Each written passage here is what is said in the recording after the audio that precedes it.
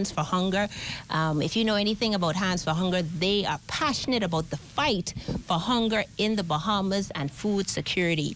So for persons who may not be as familiar with this great organization, can you tell us why you got connected, as well as a little about what you do on the day-to-day? Absolutely. Hands for Hunger is the food bank of the Bahamas. We have a simple mission, and that mission is to provide as much food as possible to the people in our community who need it. If you want to support Hands for Hunger directly, you can visit our website, our social media. We're Hands for Hunger everywhere. Donations are always wonderful. Donations of cash, donations of food products themselves. But we always say, the need is out there. Reach out, look at your neighbors, look at your community, look at your friends and family, and the need might be closer than you think it is. So, no need to go through Hands for Hunger in order to serve your community. You can definitely reach out to people individually and help in any way you can. Thank you so much for all that you and your team does to fight hunger on the daily. Until next time, love your neighbor.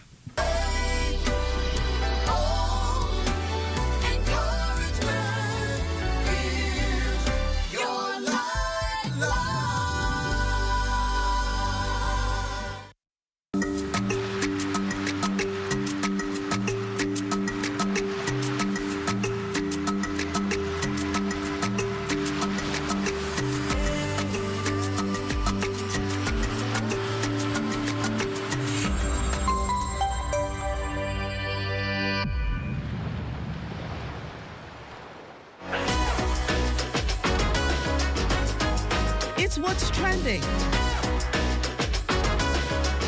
with Jiminita Swain and the Bahama Beauty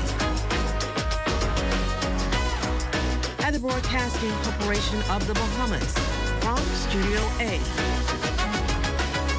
It all starts right now.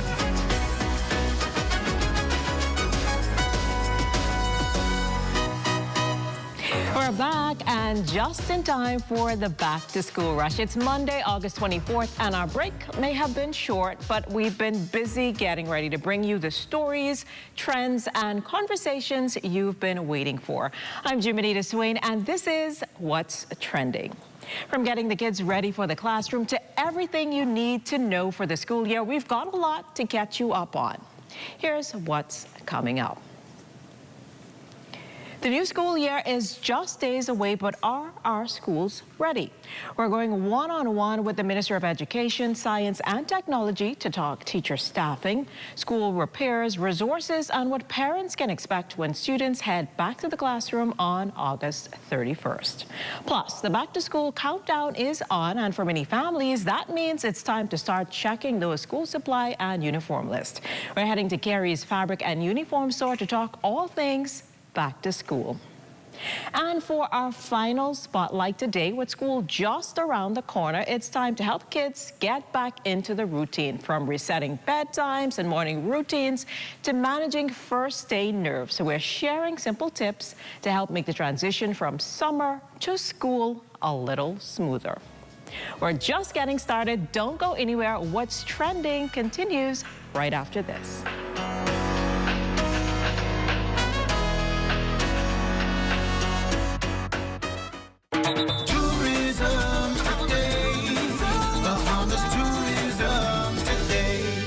Marketing Manager of the Bahamas Out Island Promotion Board, L'Oreal Sweeting, took a moment to share the opportunities available for Bahamians who want to explore the islands of the Bahamas. This has been a promotion that we've been encouraging Bahamian residents to take advantage of for years now. It's our Fly Free offer from Nassau. What that entails is if you stay any of our member hotels for 2 nights, we pay for your round trip ticket to that island. So most of the islands they can travel to, Abaco, Eleuthera, and Exuma has always been a hot topic. People enjoy going there, but it doesn't limit other islands like Long Island, Cat Island, and San Salvador. People can check out Bahamas Residence, ResidNTS.com for all the information information for the member properties and the islands that are able to be used in this offer. So one thing I love about this offer, I just used it last week to have a little rest and relaxation in Abaco, is that it only takes 2 nights. You can use it at any of the hotels mentioned on the website. What happens is if you book with the hotel directly, you will end up paying for your tickets, but they will deduct the cost of your tickets from their hotel folio. You can also use Majestic Holidays 676-2620, and they will book your flight and also your hotel at one time and give you the rate that doesn't have the ticket included. Or you can use our Bahamian Expedia, I like to call it, bahamago.com, and they can also do the hotel and flight in one and give you the discounted rate. So one thing I would always like to encourage Bahamian residents to take advantage of this offer is because it's really important to reconnect with our culture, and I think that's even more important during this time as we celebrate independence. Kind of understand why Abaconians put mayonnaise in their conch salad, or why in Bimini it's garlic salt, but also look at the historical parts of it, and also take advantage to really experience the different accents that we have in the Bahamas that most of us might take for granted just living in Nassau. So it's always really important for me as a Bahamian to connect with the islands.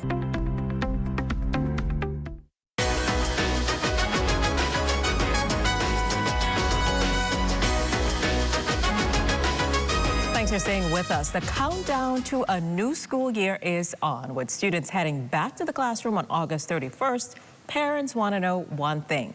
Are we ready?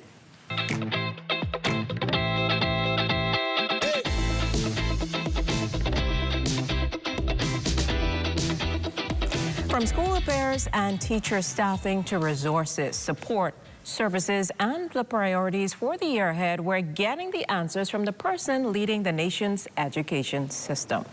Joining us is the Deputy Prime Minister and Minister of Education, Science and Technology, the Honorable I. Chester Cooper.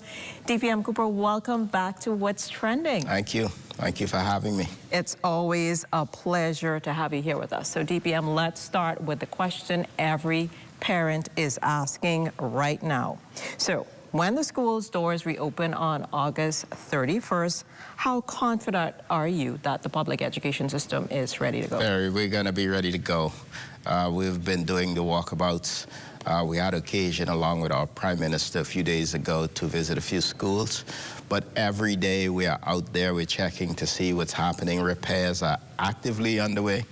I'm confident on day one the facility is going to be ready. They're not going to be perfect. Some of our schools are old, and we're going to be doing ongoing maintenance throughout the year. But the reality is, on day one, we're going to be ready to receive our students. So I hope they'd show up bright-eyed and bushy-tailed, as they'd say. And ready to learn, eh? Ready to learn. So you've actually experienced education from a very different perspective. You were once a teacher in the classroom. So how does that experience influence the decisions you now make as the minister? I've been a student as well, coincidentally. This is true. All through the public school system, from primary straight through to high school and University of Bahamas. I'm very familiar with the system. Having served as a teacher for a short time has given me a good orientation. More importantly, though, I have a very strong team, the Director of Education and a team. They work all summer, day in, day out, to ensure that we are ready to go back. We've had a dynamic conclave with all of the administrators from across the country. We are really fine-tuning strategies for the upcoming year, but teachers are excited, administrators are excited, and the ministry, we're all excited for a new year ahead. We're going to be doing some exciting things. We're going to do some transformative things.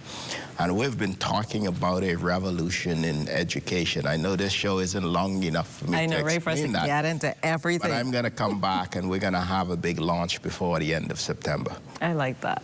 So let's talk about what you alluded to, the physical conditions of our schools earlier. What are the biggest repairs and upgrade priorities this summer, and how many schools are ready to go? You said some repairs are going to be ongoing. Yeah, there's the normal wear and tear. In Nassau, we are preparing 49 schools. Across the country, we have 162. We're doing extensive work in many of the islands, including Grand Bahama and Exuma. But mainly wear and tear, minor roof repair.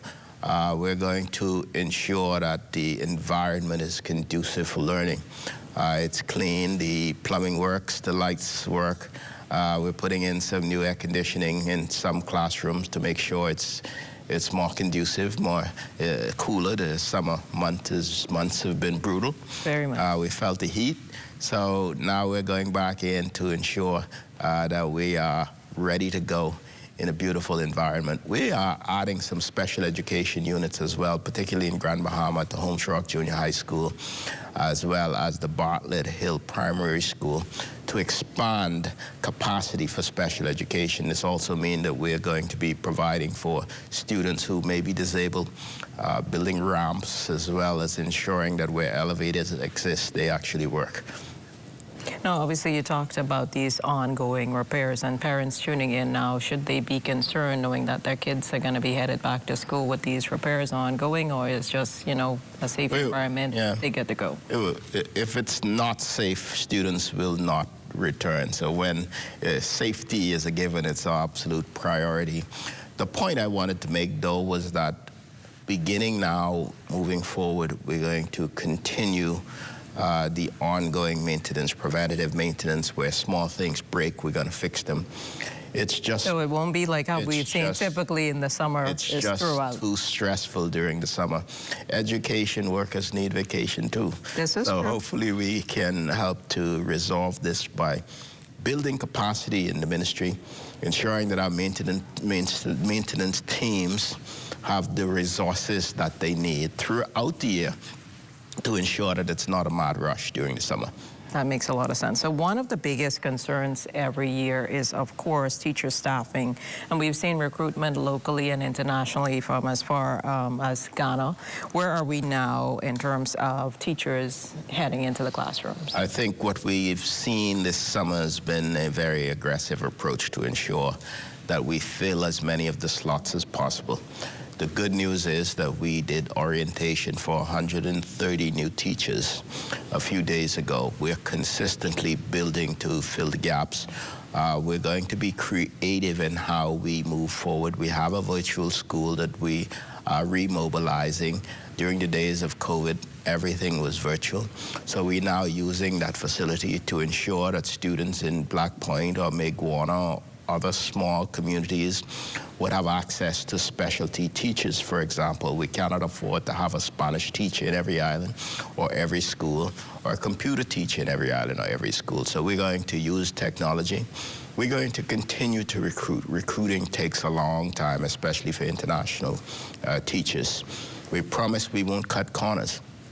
And therefore, this means vetting through Interpol, the police, and making sure that the teachers are qualified. So all bases are being covered. So we're going to be ready to receive our students. I like that. So let's talk about the national exam results that were released today. We've seen some overall improvements in the performance. So how do you plan to build on that momentum and continue that trend? Well, we need the village involved. Working along with the education professionals, the teachers. We need parental engagement, students enthusiastic about the careers and the jobs and the new industries of the future. We are going to give a sharp, keen focus on mathematics. We've started the assessments. 1 out of 3 students are passing BGCSE math. That's not acceptable. But overall, we are seeing improvements. Generally speaking, we're pleased about that. We say thanks to teachers, educators across the system who work very hard to make this happen. We're going to continue to deploy strategies. We're going to continue our studies in the areas of mathematics. And we're going to continue to create students who are capable of passing exams, but not just that, becoming good citizens, confident, competent, and courageous citizens of our country. Makes a lot of sense. So beyond getting every school open and operational, what are the biggest changes and priorities that you want parents and students to notice this year? Well, we ought to be focusing on building the future. So we're going to be integrating some new dynamics in the digital literacy space, learning more about technology and AI, We're going to ensure that financial literacy and entrepreneurship plays more of an important role in the overall education. And we're going to be launching a Young Innovators Club that's going to give some practical application to many of the things that we learn in technology, digital literacy, entrepreneurship, and all of those fields.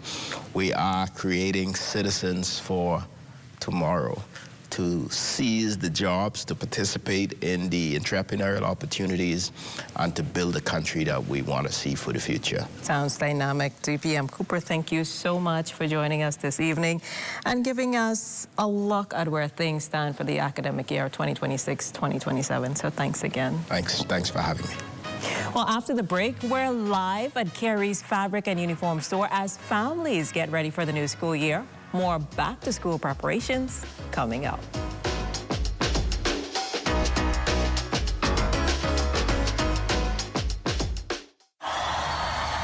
Heaven, I'm in heaven, and my heart beats so that I can hardly speak. Out together, dancing cheek to cheek. I'm Jordan, by the way. Tom. Baked sandwich. I really like the honey mustard sauce. And then like the crispy bacon on it as well. Oh, it's pepper jack cheese. I love the spice. I love the crunch. I love the original sandwich, but just that simple addition of bacon was like over the top. The chicken is really good. I like it. I like it a lot. I rate this a 10 out of 10. I'd eat this again. Love that chicken from Popeyes.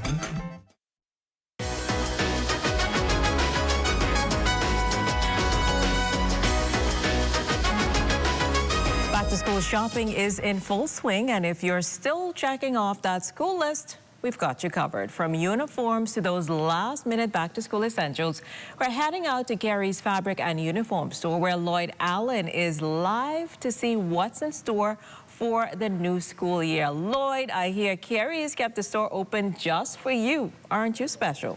Well, of course, Jiminita and the rest of the Bahamas is just a few days before the opening of the school semester 2026 fall. And right here at Carey's Fabric and Uniform Store, I'm here with Managing Director Kim Gibson. Kim, I'm sure it's been a busy past few days. Tell us about those final deals that you have going in. Yes, it's been quite busy. So, well, right now we're offering 10% off some uniforms. Okay. And then we're offering 15% off our school bags and our lunch boxes. We also have a deal for 3 lucky schools. Beautiful. Where if you buy 4 shirts, you get 1 free. And those 3 lucky schools are L.W. Young, D.W. Davis, and Trinity Christian School. I know that's in my first son. Not my first son, sorry. Next time. But Yes. I know you also have some specials going on for parents who might be struggling to get some of those back-to-school items. Yes. So we all know that back-to-school time is an expensive time. And at Carey's, we offer vouchers called back-to-school bucks. Okay. And these are perfect for church groups or corporate Bahamas or just someone who would like to gift a child with school uniforms or school supplies. So they can come into Carey's and they can buy back-to-school bucks. We have it in denominations of $25, $50, $75, and $100. And then the student would bring the bucks in Carey's and they would get the uniform of their choice, and we'll make sure they have the correct size and what have you. So it's better than someone coming to say, I will buy a uniform for someone. It's better just to get them the uniform bucks and then they come in and get them themselves. A special appeal there for corporate Bahamas. But of course, our audience, tell them about this display, this beautiful display of school supplies. Yes. So people don't know this, but at Carey's, we also have school supplies. So when they come in to get uniforms for the students, they can get school supplies. So we have these cute little pencils. You see, that's the Dr. Seuss, yes. And this one that comes with a sharpener and eraser. All right. We have crayon boxes. We have lunch boxes for those students that like to take their lunch. Of course, the black and white books. Classic. Rulers. Then swim caps. Good stuff. We also have underwear, water bottles, and then we have the famous Stanley cups. Oh, yeah. The good thing about Stanley, they tend to keep ice in them for well over 24 hours. So it's definitely worth the money. I already told my family I need one of these for back to school. Okay, cool. So, but we're also talking about teachers and back to school. You know, a lot of teachers like to dress up and look nice and spiffy on their first day back. Yes. What do you have for teachers? Well, not even only that first day. Teachers in the Bahamas always like to go to school looking nice. Oh, yes. So at Carey's, we are ready for you all as well. So we have these lovely necklaces. We have this pearl necklace. We have beautiful bracelets. We have bags, because this bag is so cute, you know. And then we have earrings. We have hairbands, scrunchies. For teachers who like their classrooms to smell good, we have candles. And then some classrooms are a bit warm. So we have personal fans. And this one is so neat because they can keep it right on their wrists. Yeah. So that's there. And then for the teachers that like to smell good, of course, we have lotions and bath oils.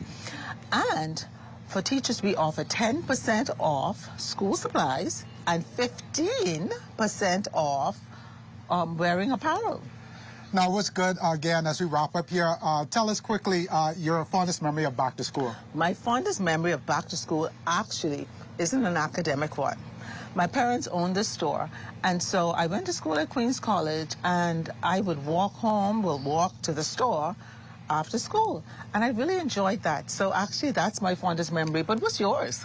Eating hot patty after school. That was nice and round. So, of course, for What's Trending, reporting here from Carey's, I hope you get back here. They're open on special hours leading up on the 30th all day if you want to catch them on their the final day back to school. We're reporting here from Carey's. For What's Trending, I'm Lloyd Allen. Back to you guys in studio. Well, Lloyd, it's nice to see the uniform still fits, but thank you so much for taking us along and giving us a look at what's available for back to school. Whether you're just getting started or finishing up that school shopping list, we hope you've made your back to school prep a little easier straight from Carey's Fabric and Uniform Store. After the break, helping children make the shift from summer fun to the classroom as a new school year gets underway.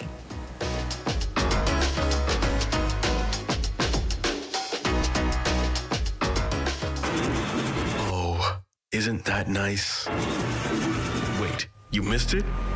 Ah, you haven't been on the website. Here's how TDC can help you. Whether you're turning your home into a vacation rental, pitching a business idea, or growing what you've already started, the TDC is here to help. Visit tdcbahamas.com for every conversation, event, grant, and opportunity happening near you. Tourism is all of our business, and the TDC is here to support yours. Bing bang bing.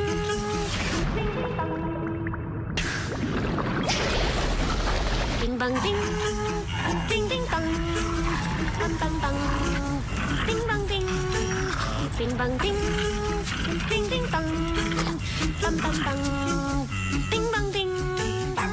Bing bang bing.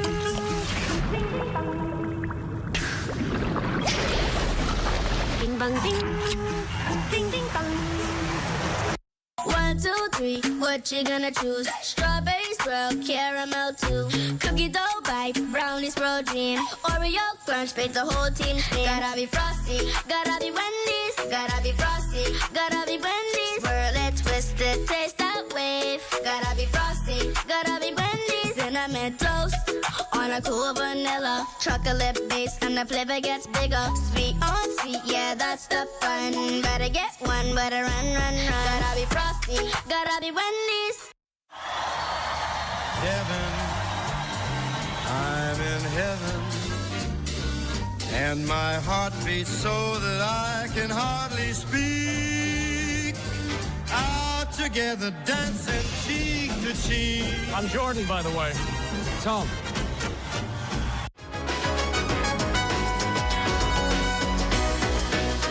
Summer means late nights, sleeping in, and a lot more freedom. But with school starting Monday, it's time to get back to a routine. And for some families, that translation can come with a few tears, tired mornings, and I don't want to go to school. So how can parents start preparing now without making the last few days of summer stressful? Joining us to help families make that transition is pediatrician Dr. Yashika Seymour. Dr. Seymour, welcome to What's Trending. Thank you for having me. It's so great to have you here with us. So after weeks of sleeping in and doing things on their own schedule, how hard is it for a child to just sit back and then switch to school mode?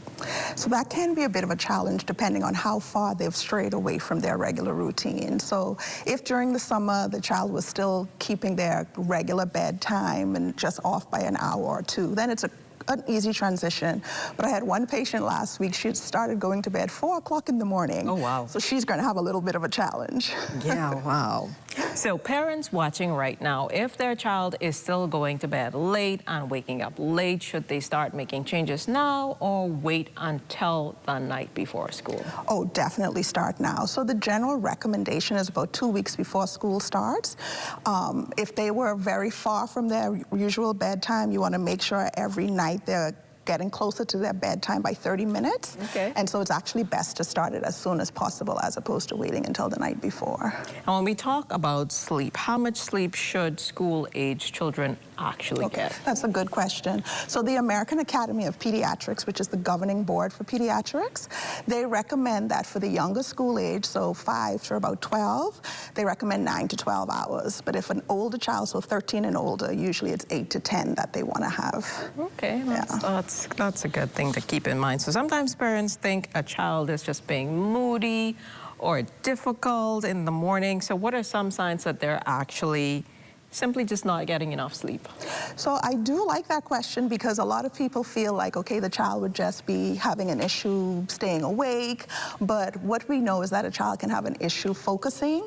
A child can actually become hyperactive. They could have a lot of impulsivity too with lack of sleep. So there's a wide spectrum of symptoms that can occur, and that's why sleep is so important for the school-age children. Oh, that's definitely important. So bedtime is one thing, but what about the rest of the day? What routine should families start reintroducing now? Meal times, screen times, homework, or even just getting dressed and out the door on time? So you hit the nail on the head, actually. So you want to work to make sure that their morning routine is being reintroduced. So, you know, during the summer, you get up when you want to. You're not really pressed for time. You have these beautiful, slow mornings. But now that it's time for school, you have to get ready. You have to get accustomed to bathing first thing in the morning again, brushing your teeth. You may have a child who needs to learn or needs to practice getting ready themselves as opposed to mommy coming in and helping them get ready for everything. The other thing is limiting the screen time. Sorry, so when it comes to screen time, we want to make sure that during the school time, there's only 1 hour per day. And that includes TVs, tablets, cell phones, everything. So, you know, during the summer, everybody is on their tablet. A free-for-all. Exactly. So we want to make sure they're getting used to the fact that, okay, we're limiting our screen time and we also have set study time. And also the fact that meals will now be a little bit more structured as opposed to how it is during the summer. So there is a lot to go over, and that's why, once again, we recommend introducing it at least 2 weeks before school starts. So now we know that every child is not excited about going back to school. So what if your child says, I don't want to go to school? How can you, as a parent, respond without making them feel like you're not appreciating how they feel? True. So the first thing is to validate their feelings, let them know that this is not unusual. You even have teachers that don't want to go back to school. This is true.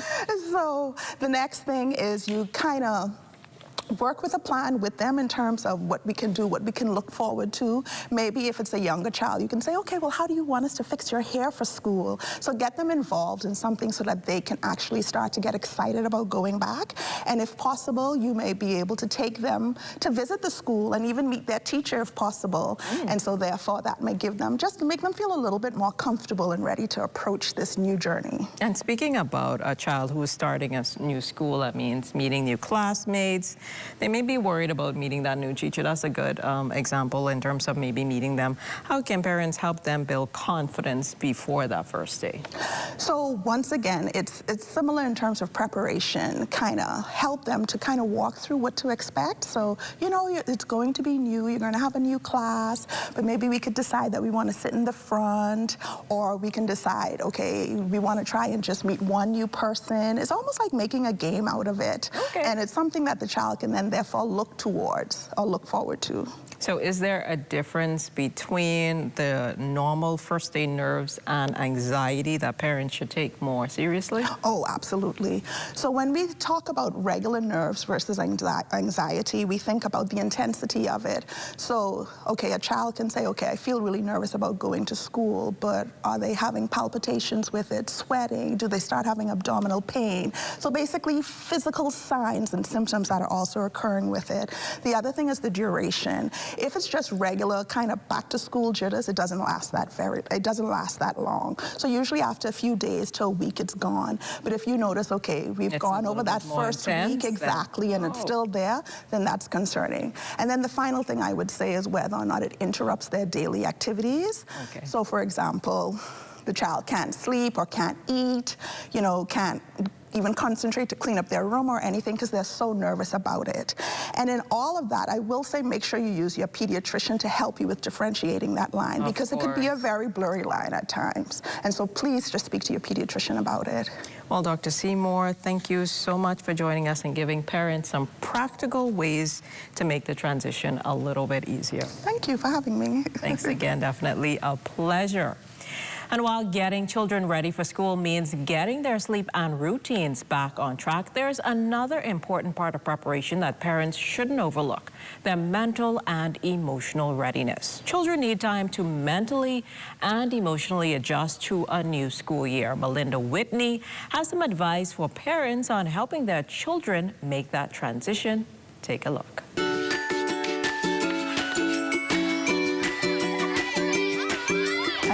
Across the Bahamas prepare to reopen, thousands of excited students are getting ready to return to the classroom. Parents are busy preparing uniforms, books, shoes, and school supplies. But there's another preparation that is just as important: preparing our children mentally and emotionally for the school year ahead. So what do teachers wish every parent knew before sending their children back to school? First, establish the routine early. Get children back into regular bedtimes, wake-up times, breakfast, and morning routines. A good routine makes the transition much easier. Second, teach responsibility. Let your child pack their school bag, organize their uniform, keep track of homework, and prepare for the next day. You can guide them, but don't do everything for them. These simple habits build independence. Thirdly, create good homework habits. Set aside a consistent, quiet time for schoolwork. Ask your child, what do they have to complete? Encourage them to try and offer help where needed. But remember, the homework belongs to the child, not the parent. Fourth, communicate with the teacher. If the child is struggling academically, emotionally, or socially, speak with the teacher early. Don't wait until there are big concerns or major problems before you start to react. Take time to hear both sides. And finally, watch the words you speak over your children. Remind them. You can learn. You can make mistakes. You can try again. And I believe in you.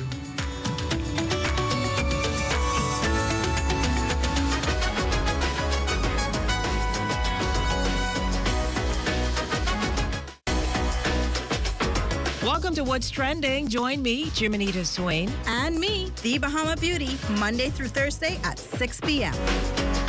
Only on the ZNS Network.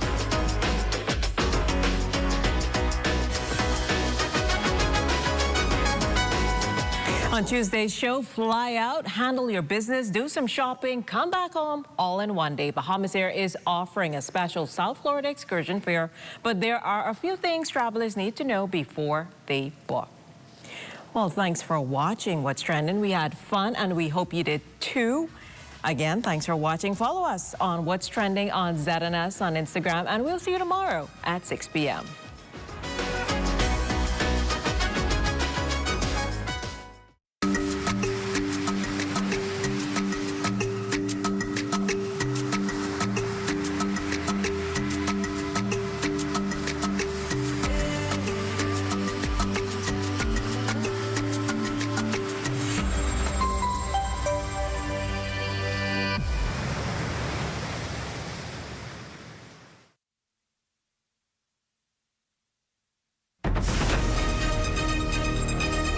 is the Bahamas Tonight, the Northern Edition. Here's a look at tonight's top stories.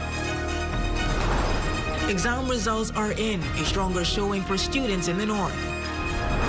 Also, Abaco farmers set their sights on feeding half the Bahamas. And after 3 weeks in the dark, Grand Key residents demand action. The Bahamas Tonight Northern Edition starts now.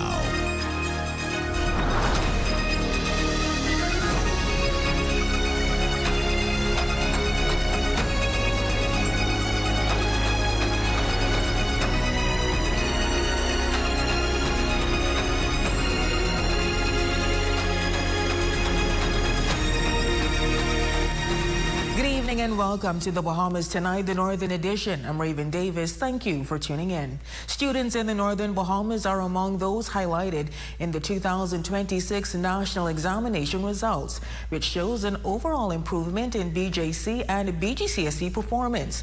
The results show gains in several subjects, while mathematics remains a major concern. Our Shalia Jones has more details in tonight's top story.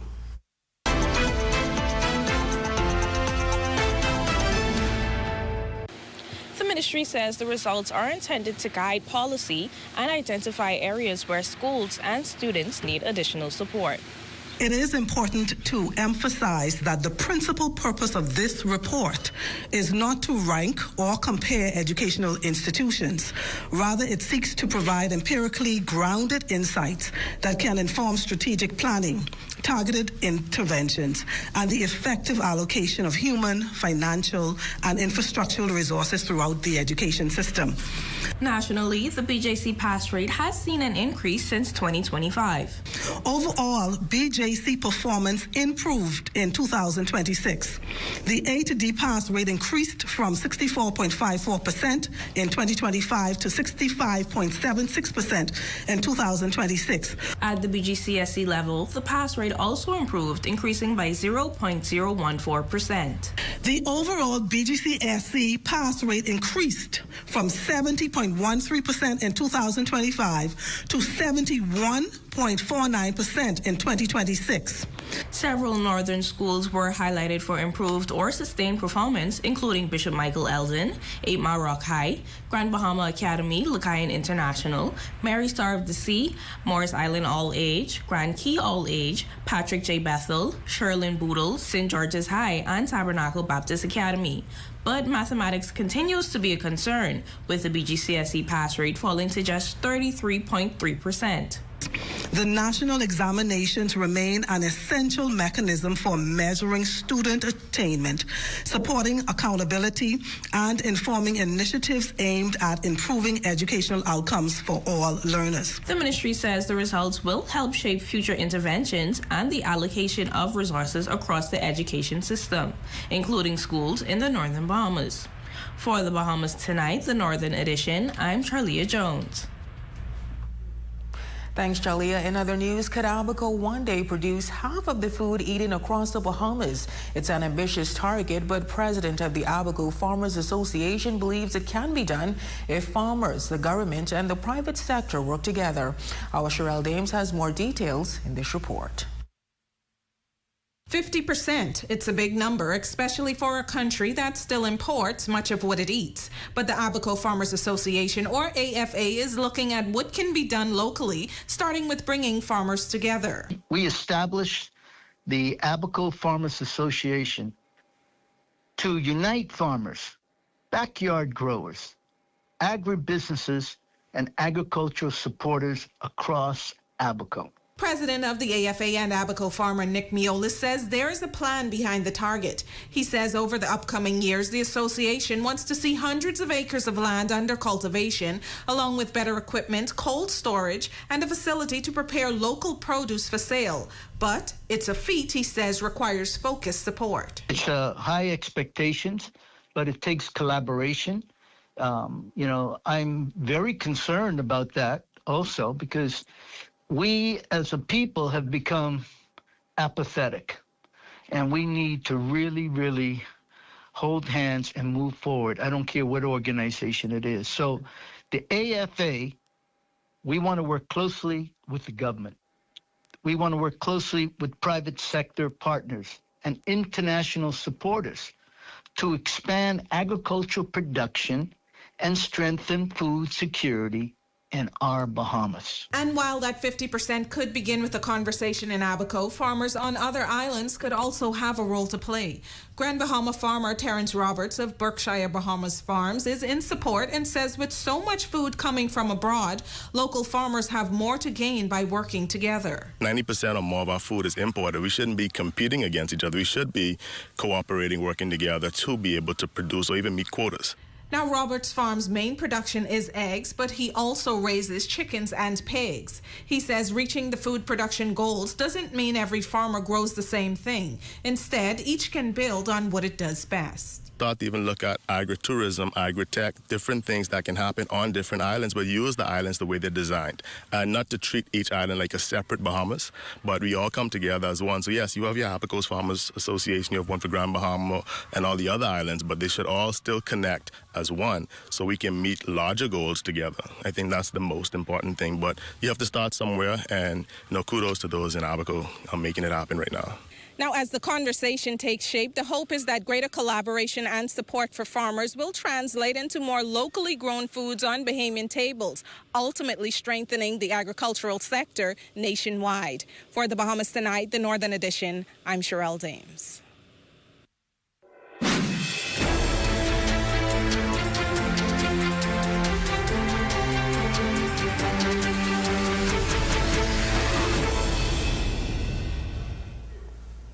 Well, for 3 weeks, residents on Grand Key have been dealing with unreliable electricity, leaving families frustrated and demanding answers. Residents say the prolonged outages are disrupting daily life, with some concerned about the impact on their families and access to basic necessities. Despite a promise that a generator would be on the key by Friday, residents say they are still waiting.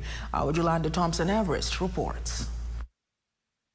For Catherine Russell Hill, the ongoing power outages on Grand Key have become more than an inconvenience. With her daughter sick and her family now 3 weeks into the disruption, Russell Hill says she was hopeful when Bahamas Power and Light promised a generator would be on the key by Friday, August 21st. But she says Friday has come and gone, and so has the promise of relief. They said the power was supposed to have been here, but as I understood, the generator still isn't here yet. So we haven't gotten any update as to when the generator is going to be here. Russell Hill notes balancing work, everyday responsibilities, and caring for her daughter, who has sickle cells, has made the situation increasingly frustrating. Her daughter, who was recently released from hospital just days ago, is now having to cope with the ongoing power disruptions. I spend like $90 just, maybe $100 a night just in the nighttime for gas. And I try to do that so I could keep her comfortable, from her getting another flare-up with this heat. Another resident speaking under anonymity says the frustration is also mounting for her and her household as they continue to endure long hours without electricity despite seeing no relief in their power bills. We have never had a full 24 hours of power, and people's light bill have tripled. We also spoke with a young woman who describes the situation as the worst Grand Key has ever been when it comes to having electricity issues. They keep getting false information, say the barge coming this day, the barge coming that way. It is getting ridiculous. We ain't getting no help from nobody. If you don't have it, you gotta do without it. But for residents who have now spent 3 weeks without reliable electricity, the situation is becoming more than frustrating. It's becoming a daily fight to get by. One resident says there appears to be no end in sight. Your bank groceries isn't spoiled. School about to open, nothing. Our ZNS News reached out to area manager of Bahamas Power and Light, Marvin Green, who explained that a generator is on the way and has been turned over to the barging company to be shipped to Grand Key. For the Bahamas Tonight, the Northern Edition, I'm Yolanda Thompson, Everest. Well, this response just in from Bahamas Power and Light consumers. We wish to provide an update on the replacement generation unit for Little Grand Key. According to the statement, the shipping company has advised that the rental generation unit is expected to arrive on Little Grand Key by Tuesday, August 25th, barring any further unforeseen delays. The statement reads, "We understand the inconvenience this prolonged outage has caused and sincerely apologize to the residents of Little Grand Key." The statement also proving some clarity. It claims that the shipping company was notified late Friday evening that they were the company selected to provide and mobilize the replacement generation unit. Efforts to coordinate the release and collection of the unit initially faced some challenges as key personnel at the rental company were not immediately available. The unit was released from the rental company on Saturday, August 22nd, following completion of servicing. The shipping company then coordinated with fuel suppliers and mobilized the necessary equipment and resources to transport the unit. The generator was taken into the shipping company's possession on Sunday, August 23rd. Final preparations for transportation that is, are underway. Once again, BPL is sincerely apologizing to all consumers on Little Grand Key and thanks them for their patience.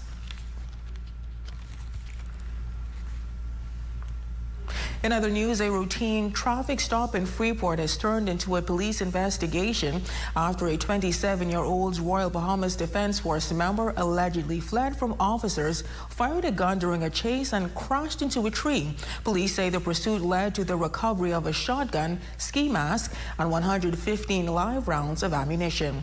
Our Shelia Roll has been following this story and joins us live in studio with the details. Shelia? Raven, a routine traffic stop quickly turned into an early morning police chase. And by the time it was over, police say shots had been fired, a car had crashed into a tree, and a shotgun, ski mask, and more than 100 rounds of ammunition had been recovered. And the man police say was behind the wheel is a serving member of the Royal Bahamas Defense Force. Here's what police say happened. It was just before 4 o'clock Saturday morning when officers spotted a gray Volvo traveling along Beachway Drive with no headlights on. Officers tried to stop the vehicle, but instead of pulling over, police say the 27-year-old driver sped off. That triggered a police pursuit through the area. But this wasn't just a driver allegedly trying to get away. Police say that during the chase, the driver allegedly fired a gun while also throwing several objects out of the vehicle. The pursuit finally came to an end on Ellis Lightfoot Avenue in North Bahamia when the Volvo slammed into a coconut tree. The driver suffered minor injuries and was taken to the hospital. But what police say they found next raised even more questions.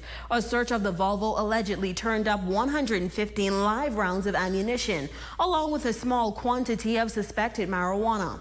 Officers then retraced the route of the pursuit, searching the area where they say items had been thrown from the car.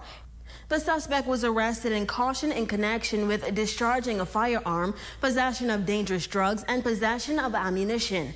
The male suspect was released and sent to the Dye Ward at the Rand Memorial Hospital for evaluation. Now, there are still questions surrounding this incident, including why the Defense Force officer was allegedly in possession of that ammunition and the circumstances surrounding the shotgun and ski mask recovered. Those are questions investigators will now have to answer as the probe continues. We attempted to reach out to the Royal Bahamas Defense Force Northern Command on this matter, but our calls have not been returned up to news time.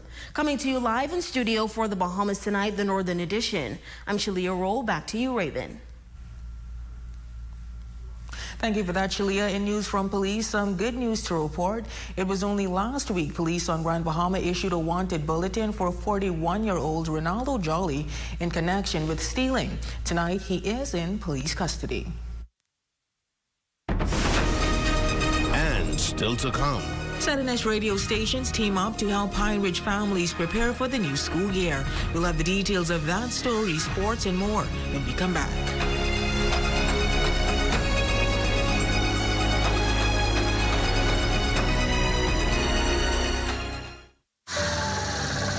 You have enough things to worry about.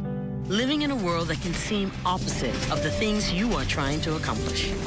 I can need a little help with this process. We're here to let you know that you don't have to go at it alone. Choose peace of mind. choose comfort. Choose CB. Commonwealth Bank, leader in personal banking services. Come on down and see what Dolly Madison has in store for you. Renovate and rejuvenate at Dolly Madison. Dolly Madison. Save more drugs. We got you. From cosmetics to prosthetics, what you need for your family, the brands you're looking for, the quality you expect, the prices you need and deserve. Feel the love. Save more at Save More Drugs. Come and visit us at Shop Smart, 'cause everything is here. Yes, we have it all for you. Toys, clothing, office supplies, appliances, custom cut blinds, bedding, drapes, and rugs. Come and visit us on Mackey Street, 2 blocks down from Wolf Road. Call us at 698-1052. Shop Smart, at Shop Smart, at Shop Smart. Oh, everything is here. Here at Freeport Decorators, we have hundreds of products for you to choose from. Whether you're in the market for trophies, plaques, rubber stamps, corporate signs, any kind of interior signage, stamps, or seals, we're your one-stop shop. We feature glass, acrylic, crystal awards for every occasion. We build all the trophies here on site. Looking for a gift item? We feature pens, key rings, mugs, tumblers, barbecue tools, even bamboo cutting boards. Have something already? Bring it on down. Let us see if we can print that special something on it for you. Need a headstone? Memorialize the memory of your loved one with a beautifully lasered granite marker. Our store hours are Monday to Friday, 9 to 5. We focus on customization. So if you have an idea or a new concept, bring it on down or call us at 352-5557 or even WhatsApp your idea to us at 646-0777 and we will do our best to make your awards and recognition ideas a reality.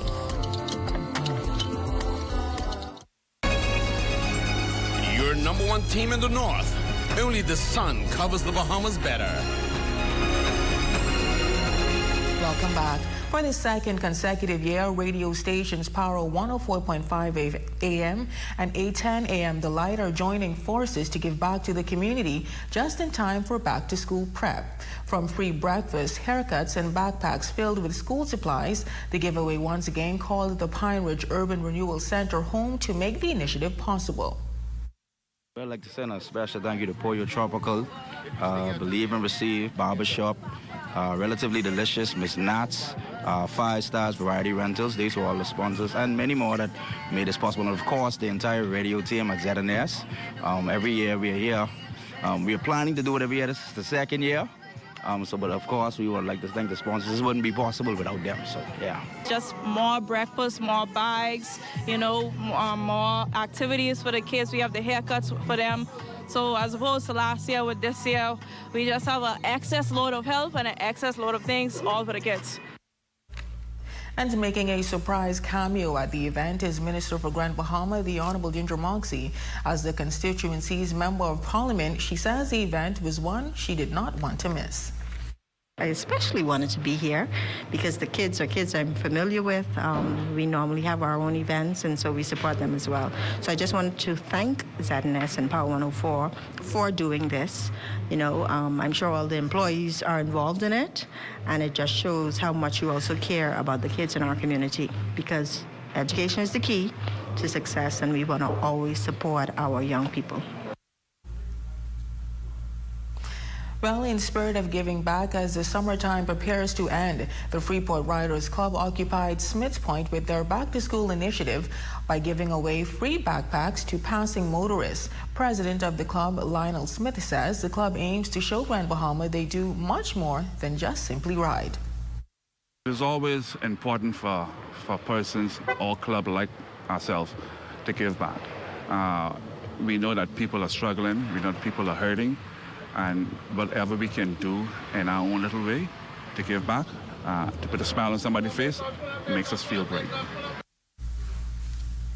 Smith adds in the near future, the club has another initiative in the works that they hope the public can keep an eye out for. This is one of our initiatives that we try to do every year, and to give back. And we as a bike club is not just to ride, but to help whoever we can help in the community. Giving away back only right now backpacks for the kids, put a smile on their faces, and come the end of the year, we begin back to Christmas gifts. And that's will probably be our last for the year. And now it is time for your weekly Health is Wealth tips from Doctors Hospital.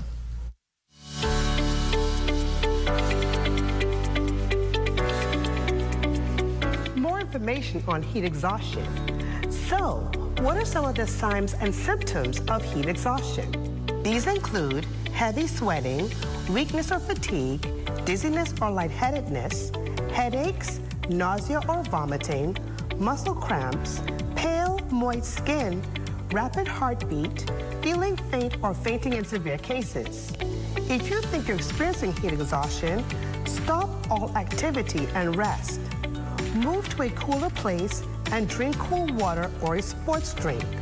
Contact your doctor if your signs or symptoms worsen or if they don't improve within 1 hour. Seek immediate medical attention if your body temperature reaches 104 degrees or higher. I'm Dr. Monique Pratt, and remember, your greatest wealth is your health.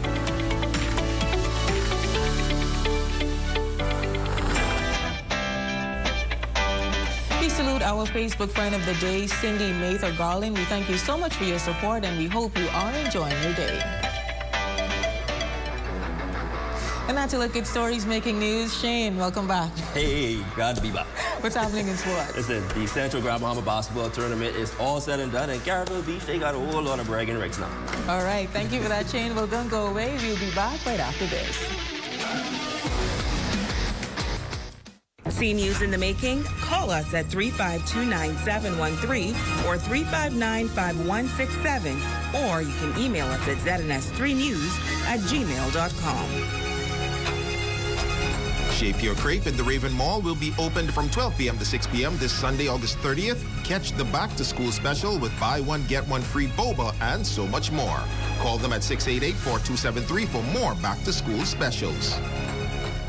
Journey to a serene oasis. Relax. Rejuvenate.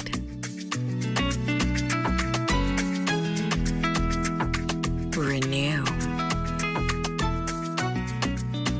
Welcome to Renew Day Spa.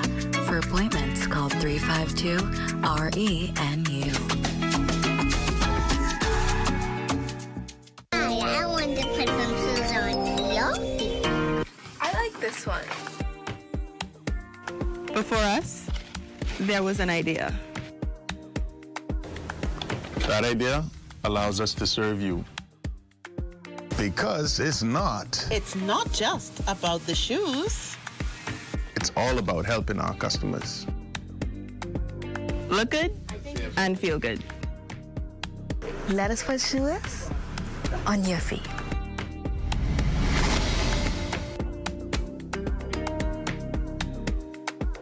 At Save More Drugs, we got you. We got what you want. We got what you need. We got what you came for. The quality you expect. The prices you need and deserve. Save more at Save More Drugs. Hey, what are you doing? I'm self-insuring my investments, starting with this tarp. We all remember the blue tarps after the storm. Let's make sure that we are covered with more than a tarp. Don't allow your investment to be at risk. Protect your investment with one of our insurance policies. Nobody does it better.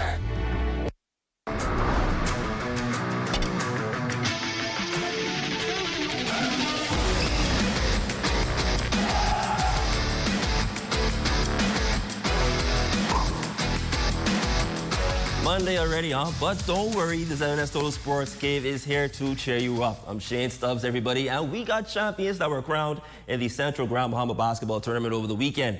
It came down to Carabel Beach and Lewis Yard going head-to-head, and here's how it all went down.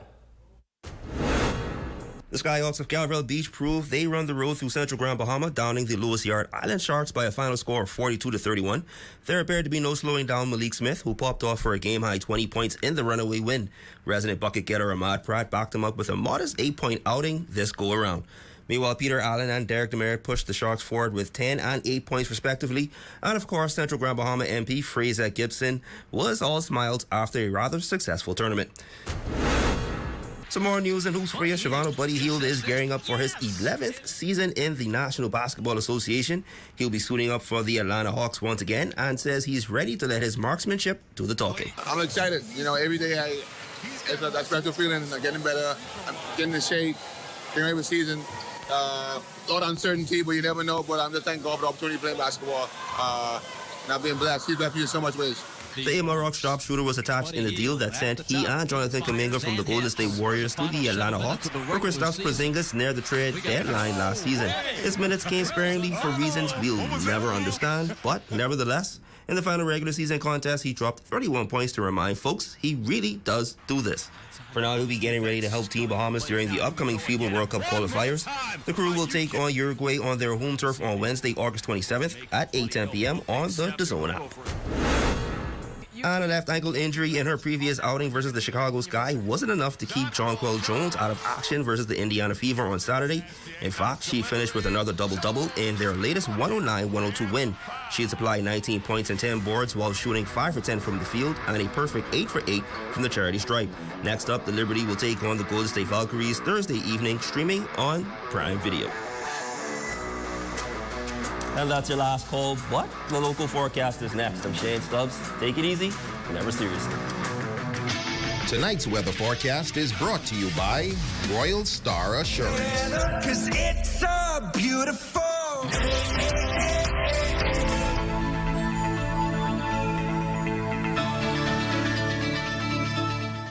Save more drugs, from cosmetics to prosthetics. What you need for your family, the brands you're looking for, the quality you expect, vitamins you need, and prescriptions you came for.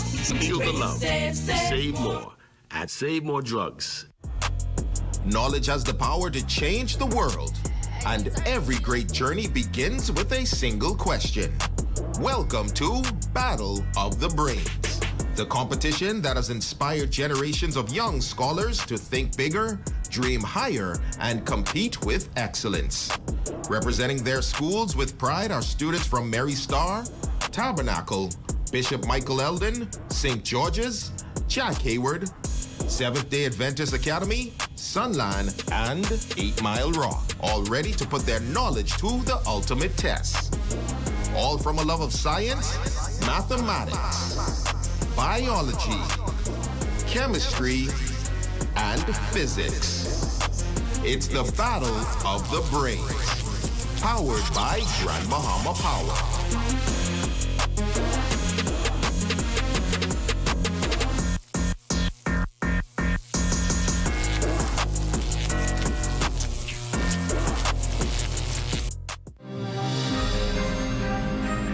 This is where it happens.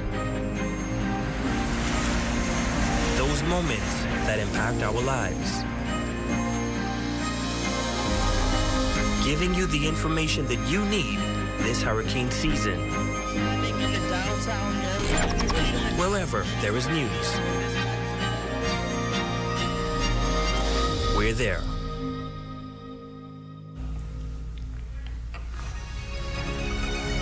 And that is going to do it for us here in the North. I'm Raven Davis. And I'm Shane Stubbs. Thank you so much for tuning in. Here's a live look at the Bahamas tonight. They're coming your way next.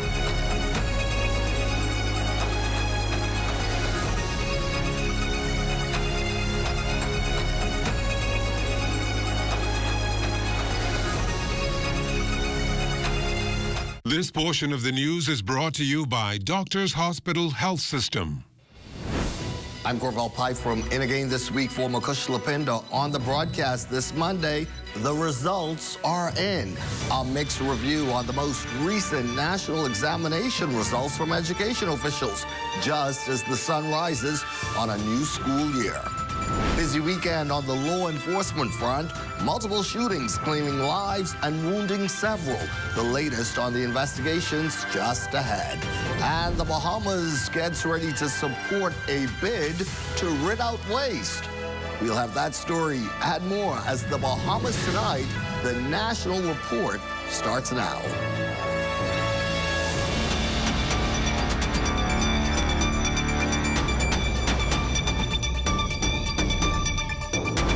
It is good to have you with us this Monday evening. Well, the national exam results are showing improvements this year, but officials say the numbers also expose persistent weaknesses in key subjects. While more students are meeting the overall passing mark, declines in performance in areas like English and mathematics are raising questions about whether those gains are translating into stronger academic achievement.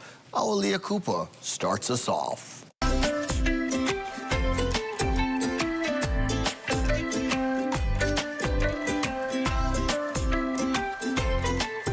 National examination results show modest gains in overall pass rates, but the improvement is not necessarily a sign of stronger top-level academic performance. Education Director Dominique McCartney-Russell says this much on the exam assessment.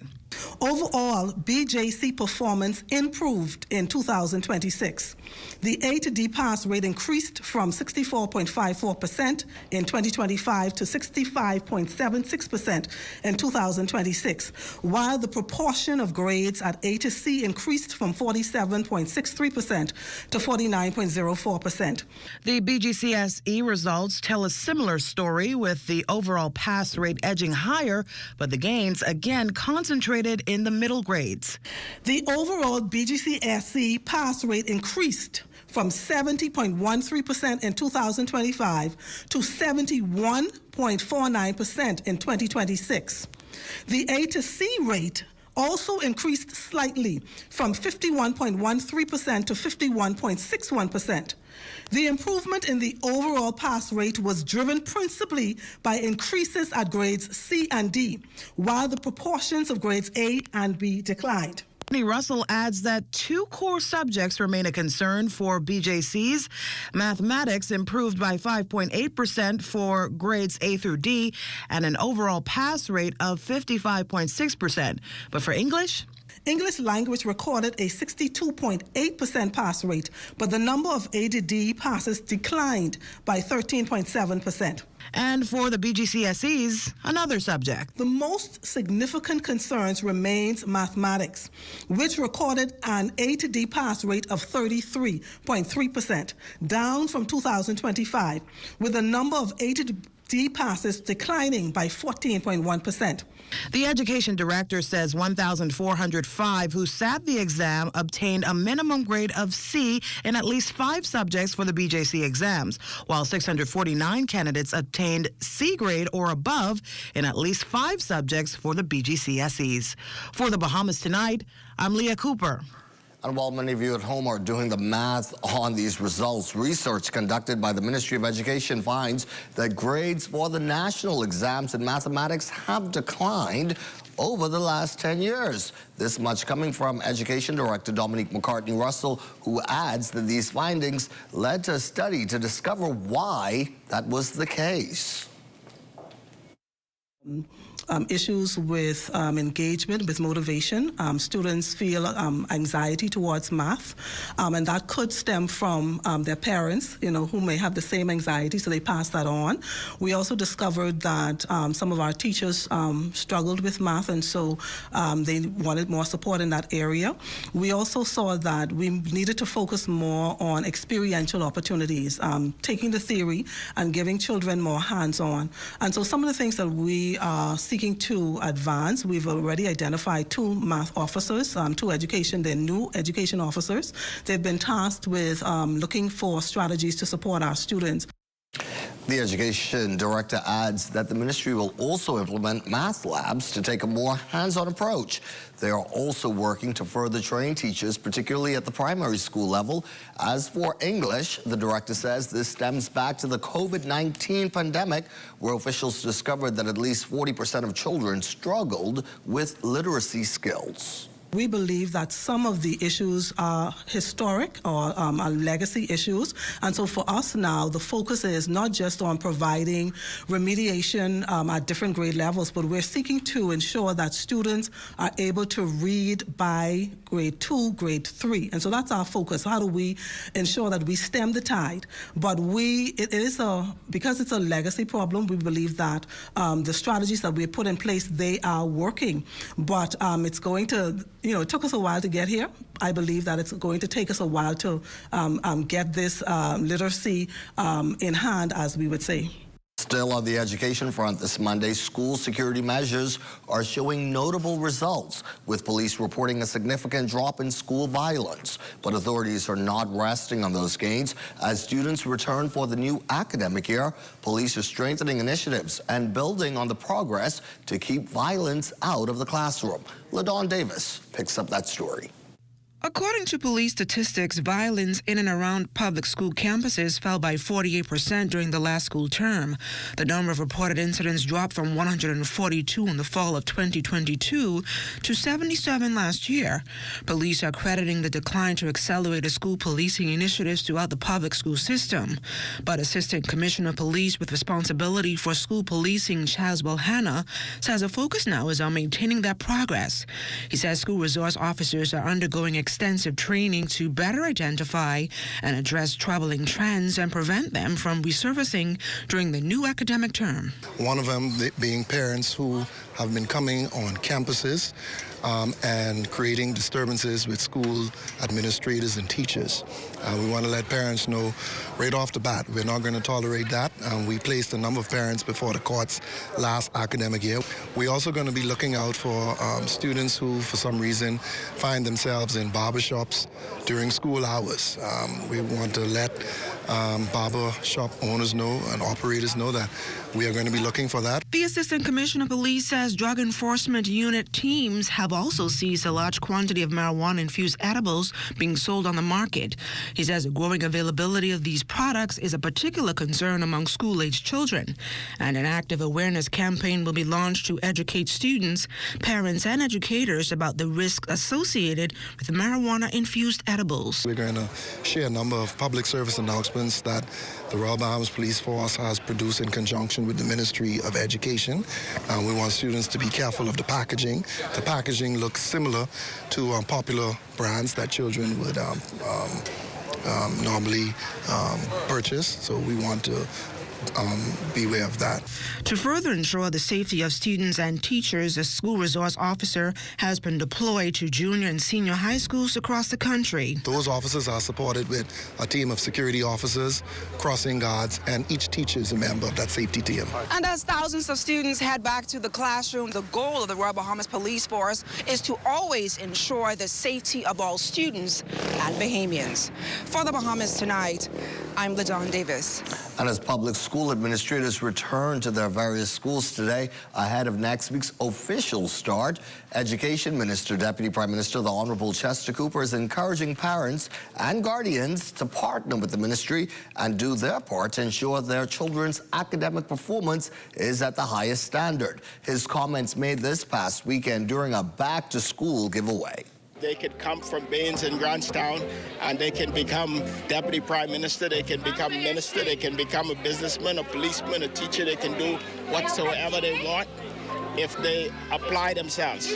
So today is about fun, but it's also about an opportunity to send a clear message to the children that they must do their best every day to make their contribution to the Bahamas, and a strong message to parents that whilst today is about having fun, it's also important that they recommit themselves to the lives of their children. That means showing up to PTA, supporting the teachers, collecting report cards, and being visible and active as cheerleaders for their children.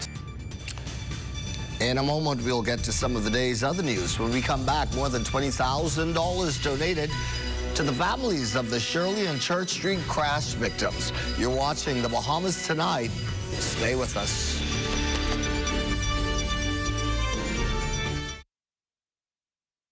Enough things to worry about. living in a world that can seem opposite of the things you are trying to accomplish. I mean, I can need a little help with this month this. We're here to let you know that you don't have to go at it alone. Choose peace of mind. Choose comfort. Choose CB. Commonwealth Bank, leader in personal banking services. It starts with the school bell. Then comes the running, the noise, the mess, the whole crew coming over. It's the beautiful chaos of after school. But when hunger becomes one more thing to handle, you got this. Grab the KFC Back to School bucket. Get a free KFC fan while supplies last and scan your receipt for your chance to win a fully loaded KFC backpack. KFC, it's finger-licking good. From your first heartbeat. Thank you, and the little guy's all set. We've been here for you, by your side. She's good. Through every challenge, every milestone. 6 miles, hold it. The house will be yours someday. Every triumph. It'll be hers. Covering, protecting, securing. The insurance covered everything? Here since 1899. Always here. Kalina, caring for you. Baked sandwich. I really like the honey mustard sauce. And then like the crispy bacon on it as well. Oh, it's pepper jack cheese. I love the spice. I love the crunch. I love the original sandwich, but just that simple addition of bacon was like over the top. The chicken is really good. I like it. I like it a lot. I rate this a 10 out of 10. I'd eat this again. Love that chicken from Popeyes. This portion of the news is brought to you by Adidas Mall at Marathon. Adidas, you got this. As we welcome you back to our broadcast this Monday, you are looking at a shot of an Aquashore's luxury powerboat. It's making its way through Nassau Harbor. That shot courtesy of drone pilot and tonight's floor director, Isaac Roberts. More news here this Monday. Commissioner of Police Shanton Knowles says despite 3 separate killings just hours apart over the weekend, crime numbers are still down. The nation's top cop says efforts to keep illegal firearms off the street remains a key priority. The commissioner also responded to the leakage of a document outlining some crucial police information. You would have also seen that my team, my officers have been out on the streets, and from we came into the administration, we made sure that we scale back on our administrative responsibilities as it relates to officers and put them on the streets. Last week we had a major operation. As you would have seen in social media, our restricted document got into social media. We certainly do not approve of that, and that is a matter we are investigating because it could have hampered the work that the good, decent officers of our organization are doing. A countrywide search for a missing woman, Katrina Kelly of the Bluff Eleuthera, came to a tragic end several days ago after 3 people were charged for the 34-year-old's murder. Today, Commissioner of Police Shanton Knowles told reporters on the sidelines of the commissioning of the newly renovated police training college why police were tight-lipped on the matter days after the mother of 2 went missing back on August 11th. We understand that she was actually last seen on a Tuesday, and we never got the information until a Friday. And so we were 3 days behind in that investigation. But I want to say thanks to my officers who did not look at the clock but diligently searched for her, searched through bushes, searched through ponds, searched through the sea, hoping that we could recover her. Unfortunately, we were unable to, but we have sufficient evidence to support the charges on the 3 people who went to court last week. The commissioner receives that there has been wide public speculation over the fact that the body or remains of Katrina Kelly have not yet been found, but charges have been filed. She indicated that she's unable to provide any information on that matter because the case is still before the courts. Well, the Royal Bahamas Police Force getting a major facelift to its police training college facilities and some new vehicles to fight the war on crime, courtesy of the United States government. The generous donation was pegged at about $2.1 million. At a special commissioning and handing over ceremony today, United States Ambassador to the Bahamas, His Excellency Herschel Walker, gave these encouraging words to the police now in training. I spent many years volunteering with the police and the sheriff's department in the States. I've trained with federal agents. I've seen their dedication. I know about their sacrifices. The job's tough, and so is the training. But it should be. You all have put your lives on the line every day. You're the servant of your community. Well, Commissioner of Police Shanton Knowles and the Minister of National Security, the Honorable Miles LaRota, both spoke about the major scope of work carried out at the Police Training College.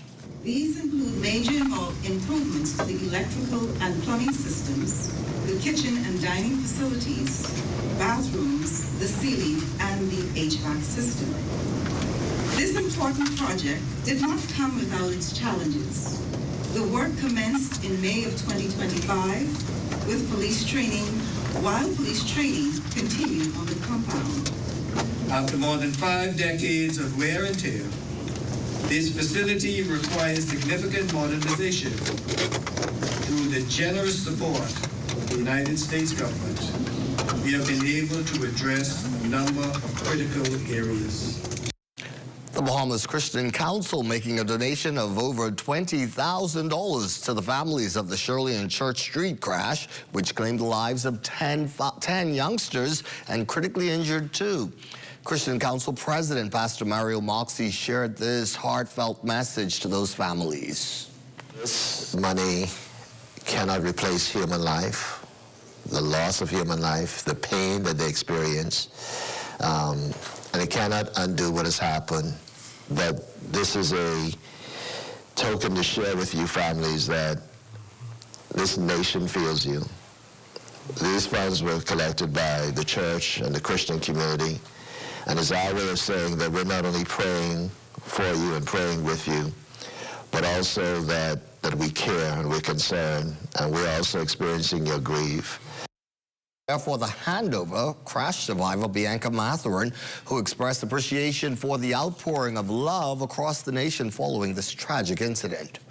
The way, like, the whole Bahamas and then people outside the Bahamas just was pouring love and praying for everyone to get better and praying for the families to find peace. So it was just nice to see it. And I mean, I can't thank people enough, and just thank everyone for everything that they did and all the love that they poured in. Well, tonight, the Bahamas is answering the call to do its part to eliminate the spread of hazardous waste. The country today played host as the staging ground for the Basel Convention for Training and Technology Transfer for the Caribbean. The United Nations-backed effort provided a pilot testing and evaluation training exercise for the pre-screening and inspection guidelines for hazardous chemicals. Now, this included persistent organic pollutants, mercury, and highly hazardous pesticides. Finance Minister, the Honorable Michael Halkita, spoke today to the importance of this initiative. Given the Bahamas' strategic location within the Caribbean, this initiative is particularly important to our national and regional efforts to strengthen environmental protection and border controls. His cabinet colleague, Environment Minister, the Honorable Zane Lightbourne, there to reiterate the minister's message, acknowledging the role the Bahamas plays as regional leader in the effort to create a cleaner, less hazardous space. Today, we are highlighting the importance of technology in supporting environmental protection and sound chemical management. The equipment being presented here today is an X-ray fluorescence, or XRF, analyzer. This technology provides customs officers with a rapid and non-destructive means of screening materials and identifying the presence of certain elements of concern. And as the summer holidays are winding down, Bahamians traveling internationally are being urged to take extra precautions as health officials monitor reports of an Ebola outbreak in parts of Africa. The Ministry of Health and Wellness is advising travelers heading to Ebola-affected areas to avoid direct contact with anyone who's sick, contaminated items, and unnecessary visits to healthcare facilities where exposure risk may be higher. Anyone returning to the Bahamas from an affected area is being asked to monitor their health for at least 21 days, watching for symptoms including fever, severe headache, body aches, fatigue, vomiting, or diarrhea. Anyone developing symptoms should limit contact with others and contact a healthcare provider or the ministry's National Disease Surveillance Unit before visiting a healthcare facility. Health officials stress that Ebola is not spread through casual contact, but primarily through direct contact with infected blood or bodily fluids. This portion of the news is brought to you by Folk Call Smart Pass, the smart way to pay at the pump.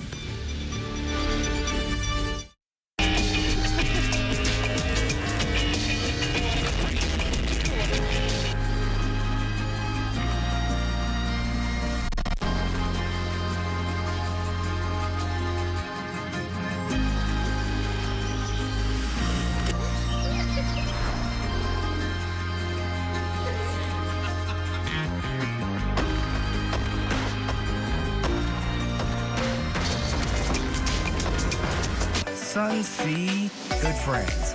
And bold new flavor has arrived in the Bahamas. Introducing the new Jalapeno Ranch Cheeseburger. Spicy jalapenos, cool ranch, fresh Wendy's beef, one perfect balance. This isn't a heat you run from, you enjoy it. Bring the heat. Keep the cool with Wendy's new Jalapeno Ranch Cheeseburger.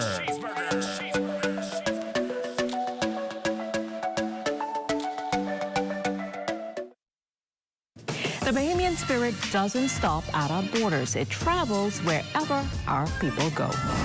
Every Wednesday, Bahamian Footprints shines a spotlight on Bahamians who began their journey right here at home and are now making a difference around the world. Their accomplishments are our pride. Their stories are our inspiration. Bahamian Footprints, proudly presented by Coca-Cola, every Wednesday at 6 p.m., only on What's Trending.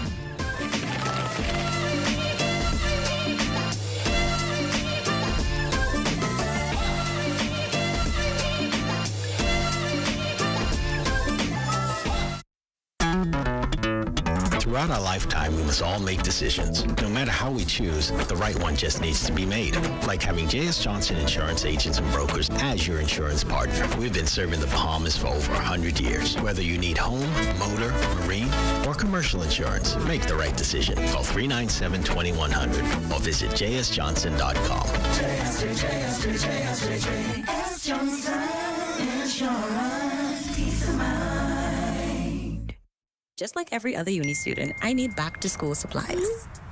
Where are we going for these supplies, you may be asking? Adidas. Duh. Y'all, they have everything in here. When I say everything in here, everything in here. All in? Let's go. Yeah. We about to rewrite the family history. We going up like the Statue of Liberty. Yeah. Hey, we about to Introducing the Focal Smart Pass app that helps you to fuel up faster. Here's how it works. Download the app on the App Store or get it on Google Play and create your profile with payment details. Visit your nearest Shell station, open the app, scan the pump's QR code, select your payment amount, and begin fueling. Say goodbye to cash and cards because the Focal Smart Pass offers secure and convenient payment options right at your fingertips. Download Focal Smart Pass now and fuel up faster today. Well, the program Access Now took an unexpected hiatus on Friday. Altavis was explaining to me during the break that it had something to do with the heat. And that's because apparently what started off as a friendly little game called Rock, Paper, Scissors became very heated. And when Marlena won Thursday night, I mean, exactly that. Show me it again. What is happening here? So let's sing I'm going to officially be keeping score from now on. So let's sing an evening to Royston Jones and Rocky Balboa. Good to see you, Corvell. Of course, tonight we are talking all things back to school, including a very particular topic. Yeah, it's all about backpacks and picking the right backpack for your child and the health concerns maybe about, is this the right backpack for you? And I just want to say the kids these days are so lucky that someone's looking out for them, because nobody was checking on my backpack when I was little. I don't know about you. No, I had They were like heavy 50 pounds. Right? Kingsway used to do us dirty with that.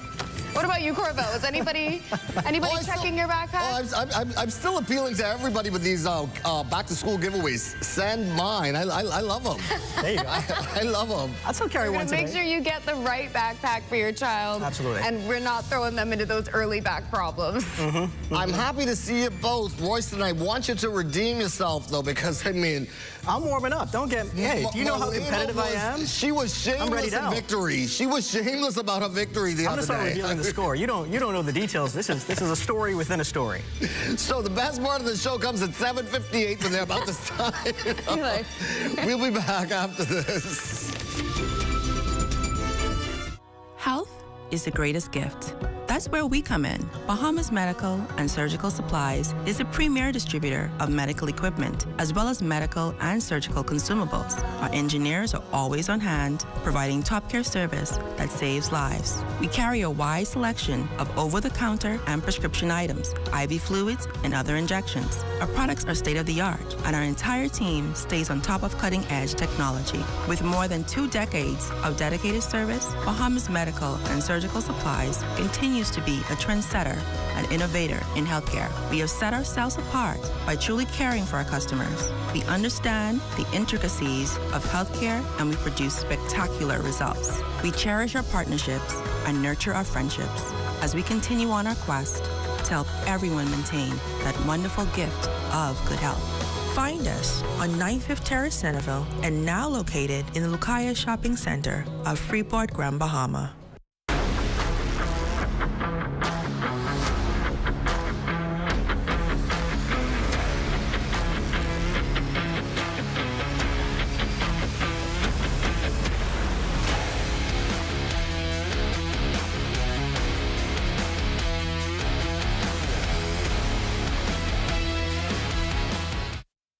Hurricane season is here, and everything your house needs is at We Buy You Sell. Impact windows and doors built with strong frames and reinforced glass to hold if a storm hits. 10 and 16mm galvanized steel are now available. Roofing materials with architectural and asphalt shingles, roof flashing, nails, and so much more, all right here. Solar lights are 50% off while supplies last, and solar power systems are available for pre-order. Stay safe this storm season by visiting us on Robinson Road or WhatsApp 636-8412. I'll see you in just a short while for the late night news of 11. For now, stay tuned for Access Now with Marlene and Royston. I'm Corvell Pye from Have Yourselves a Good Evening, and join us again at 11. Good night.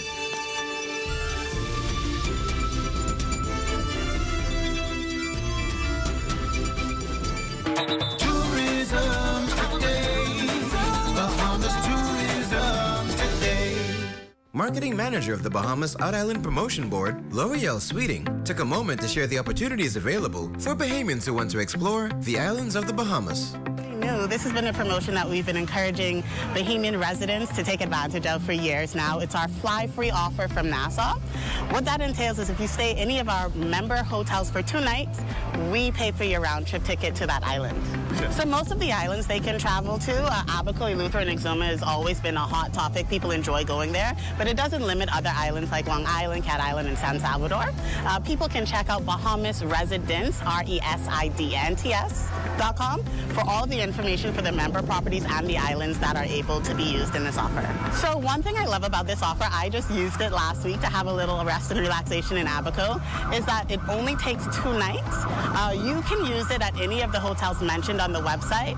What happens is if you book with the hotel directly, you will end up paying for your tickets, but they will deduct the cost of your tickets from their hotel folio. You can also use Majestic Holidays 676-2620, and they will book your flight and also also your hotel at one time and give you the rate that doesn't have the ticket included. Or you can use our Bahamian Expedia, I like to call it, bahamago.com, and they can also do the hotel and flight in one and give you the discounted rate. So one thing I would always like to encourage Bahamian residents to take advantage of this offer is because it's really important to reconnect with our culture, and I think that's even more important during this time as we celebrate independence.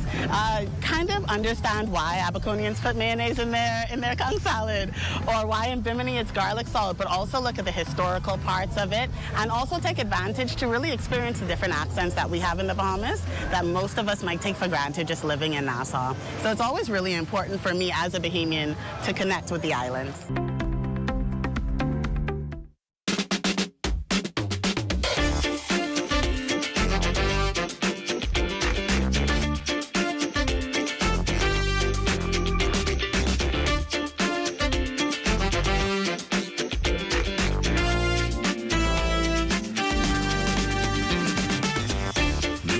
Tonight, Access Now starts now. Good evening, you're watching Access Now. I'm Royston Jones. And I'm Marlena Leonard with a look at what's on the lighter side of news today. Absolutely, but first let's check in with our Diane Dorset. How was vacation? And how was the birthday? Oh, yes. My birthday vacation was amazing. But you know, unfortunately, all good vacations must come to an end. And now that I'm back, let's see what's in store for the rest of the week. We're watching two areas in the Atlantic. The first is in the central Atlantic, a few hundred miles east-southeast of Bermuda, that has a 50% chance of becoming a depression as it moves northward into the far northern Atlantic this week. The other is a strong tropical wave leaving Africa with a 60% chance of developing as it moves westward across the tropical Atlantic this week. But it's still too early to know if this poses any long-term threat to land. But continue to tune in as we monitor and keep you updated. The next names on the list are Dolly and Edward. Bringing it back home, our satellite picture shows some clouds streaming westward across the southern Bahamas and the Turks and Caicos Islands due to a westward moving tropical wave, which could trigger some stray showers and thunderstorms over the northwest Bahamas beginning tomorrow through Thursday. Also, a trough just north of the northwest Bahamas will also trigger stray showers and thunderstorms over parts of the area tonight and early tomorrow. And as we're still experiencing a heat wave with the entire country and the Turks and Caicos Islands still under a heat advisory, here's your reminder to stay hydrated and in shaded areas whenever you can. Now, looking at our 3-day boating forecast. In the northwest Bahamas and central, tonight through Wednesday, we're going to get southeast winds moving at 10 to 15 knots, with seas at 2 to 4 feet, a low tide at 12:45 tonight, and the high tide at 6:32 in the morning. Then in the southeast Bahamas, easterly winds at 12 to 18 knots, with seas at 3 to 6 feet, with a small craft caution in place. It's time now for your international temperatures, which are brought to you by Royal Star Assurance. For yourself, some things I could do myself, but right now I really need your help. Just listen attentively. I got some questions to ask ya. Let's go. If I pick up something and wave, follow me, follow me. If I grab someone and whine, follow me, follow me. If I get up, jump up and down, I say, follow me, follow me. If I teach you how to rake and scrape, follow me. If I pick up something and wave, follow me, follow me. That was your international temperatures brought to you by Royal Star Assurance, and that wraps up your Access Weather Forecast. Back to you guys at the desk. Good to have you back, and thank you so much, Diane. Anytime anything comes off the coast of Africa, I think the anxiety levels slowly rise, especially when you hear percentages and they're in the higher numbers. Yeah, just fizzle out. Fizzle out. Don't come this way at all. And speaking of New Providence, over in the east was Professional Development Day for Queens College teachers, and school welcomed a very special guest to offer words of encouragement. Plus, robots are literally taking over. The Caribbean's first robotic and AI store launched here in the Bahamas today. You've got to see that story. And one of the most anticipated events on the social calendar is about 3 months away, and we've got a preview. In sports, the men's national basketball team hosts a scrimmage just ahead of FIBA qualifiers. That sounds awesome. But with the start of the public school year only a week away, parents and students will want to hear some of the back-to-school health tips we're sharing tonight. You're watching the Bahamas Tonight Access Now. Stay with us.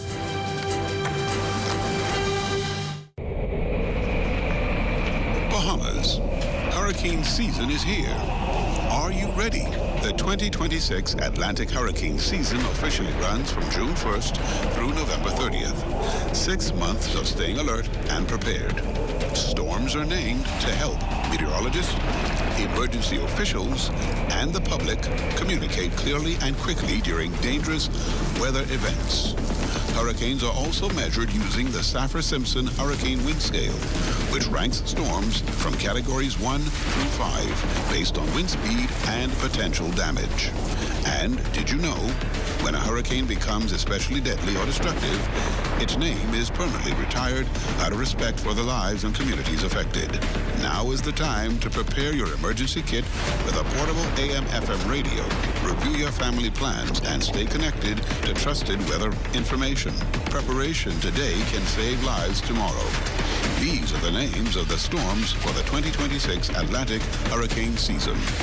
Arthur, Bertha, Cristobal, Dolly, Edward, Faye, Gonzalo, Hannah, Isaias, Josephine, Kyle, Leah, Marco, Nana, Omar, Paulette, Renee, Sally, Teddy, Vicky, and Wilfred. This public service announcement was brought to you by the Broadcasting Corporation of the Bahamas in conjunction with the Disaster Risk Management Authority. Welcome back. The backpacks are packed, uniforms are ready or hopefully getting there, and thousands of Bahamian children are preparing to head back into the classroom on Monday. But before your child throws that backpack over the shoulders and heads out the door, there's something parents may want to check. Just how heavy is that bag, and is your child carrying it correctly? And backpacks aren't the only health consideration as we begin a new school year. From sleep and nutrition to those first week routines, tonight we're getting some practical advice from pediatrician Dr. Tamara Moss. Thanks so much, Dr. Moss, for joining us on Access Now. Thank you for having me. It's so good to have you. We got a recommendation from you that a child shouldn't be carrying a backpack that's more than 15% of their body weight. I'd never heard that before. It's very important to hear that. I wish I heard that when I was younger. Yeah, absolutely. Carrying the weight of the world in those backpacks. Yes. What is the importance of that? And speak us through it, please. The importance of that is that you don't want a child carrying a backpack that's too heavy.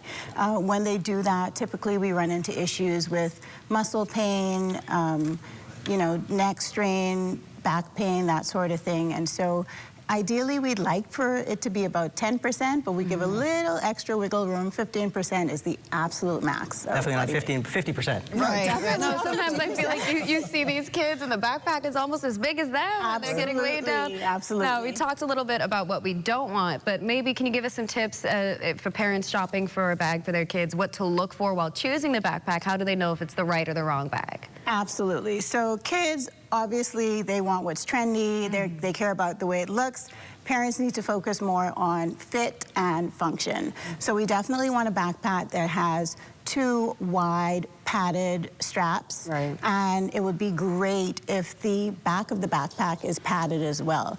And also you want a backpack that has multiple compartments so that you're able to distribute the weight evenly when the kids are packing the backpack. It serves a purpose there. Yes. Are there any sort of warning signs that show that there may be something wrong? And what should parents be looking for to tell?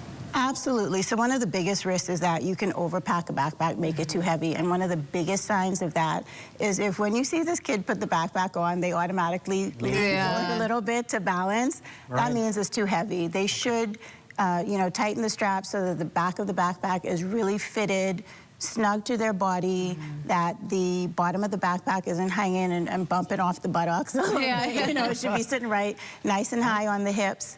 And again, they shouldn't be leaning forward. So any of those signs, right away, we need to look at it and readjust. Okay. Now, of course, school readiness goes beyond the backpack. What tips do you have for parents this week when it comes to getting them ready for that routine? The sleep schedule, the hydration, making sure that their nutrition is good in school. What are some just general back-to-school tips you have for school? So absolutely, the biggest thing is going to get these kids back on a bedtime routine, bedtime schedule, that they're getting sufficient hours of sleep.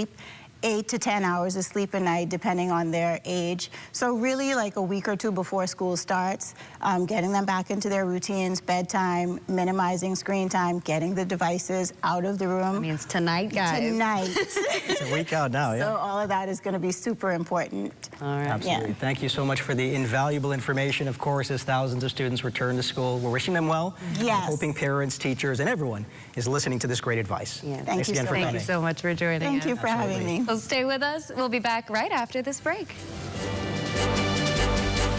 Carrie's Fabric and Uniform Store wants to get you ready for back to school. Don't be no fool, stay in school. They have ready-made uniforms and uniform fabrics for almost every school in the Bahamas. At Carrie's, find skirts, blouses, shirts, jumpers, boy shorts and long pants, neckties, socks, and You more. can even have your uniform skirts custom made. Check out our selection of embroidered cotton shirts. That's Carrie's Fabric and Uniform Store on Mackey Street. Call us at 393-0758 or 817-0758. This hurricane season, don't wait until a storm is on the way. The time to protect your most valuable assets is today. Talk to us before it's too late. Don't wait till devastation is at your door. We can help you protect your home from all kinds of perils, including hurricanes. In the event a storm is traveling, new policies cannot be issued until after the storm has passed. We're here to help you weather the storm with peace of mind. This is the ride on the weekend with my grandma to this place, Burger King Nassau, where Grandma enjoyed her favorite flame grilled Whopper with fresh veggies, flame grilled beef just the way she likes it. And then I enjoyed my cheeseburger kids meal with a special treat. And now, all grown up, I get to enjoy Burger King with these people, my friends, enjoying the same classic flame grilled Whopper. Let's just say, we know flame grilled tastes better. You get an A when you shop the back-to-school specials at Super Value and Quality Supermarkets. Best Value whole kernel corn, 15 ounces, 99 cents. Frito-Lay Bold or Classic Chips, 24 count, $16.49. Sweet Gala apples, 3 for $1.29. Sweet large navel oranges, 2 for $1.49. Boneless ribeye or strip steaks, $7.99 per pound. A great school year starts with the back-to-school savings at every Super Value and Quality Supermarkets. So don't be profiling anybody.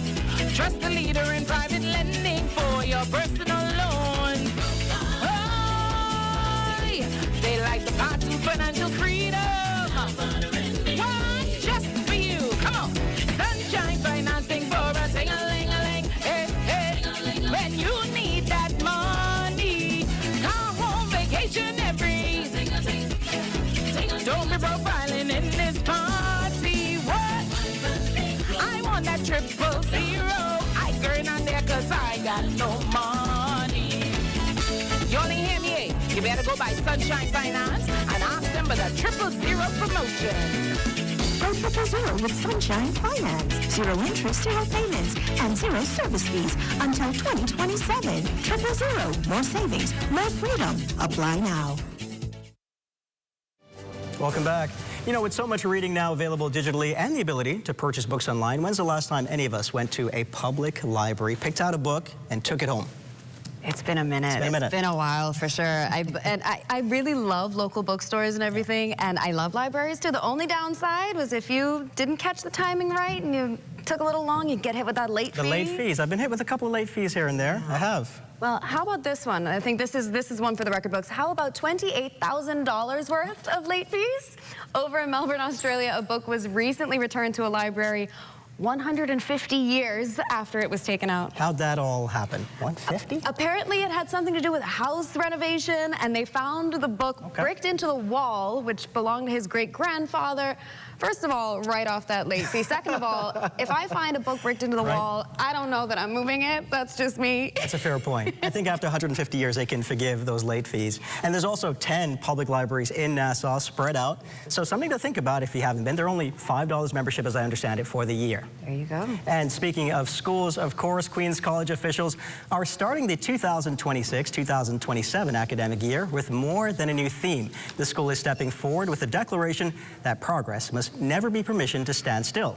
Under the theme, Thriving Together, Building Forward, the educational institution is challenging its school community to honor what has already been built while stretching towards what still remains possible.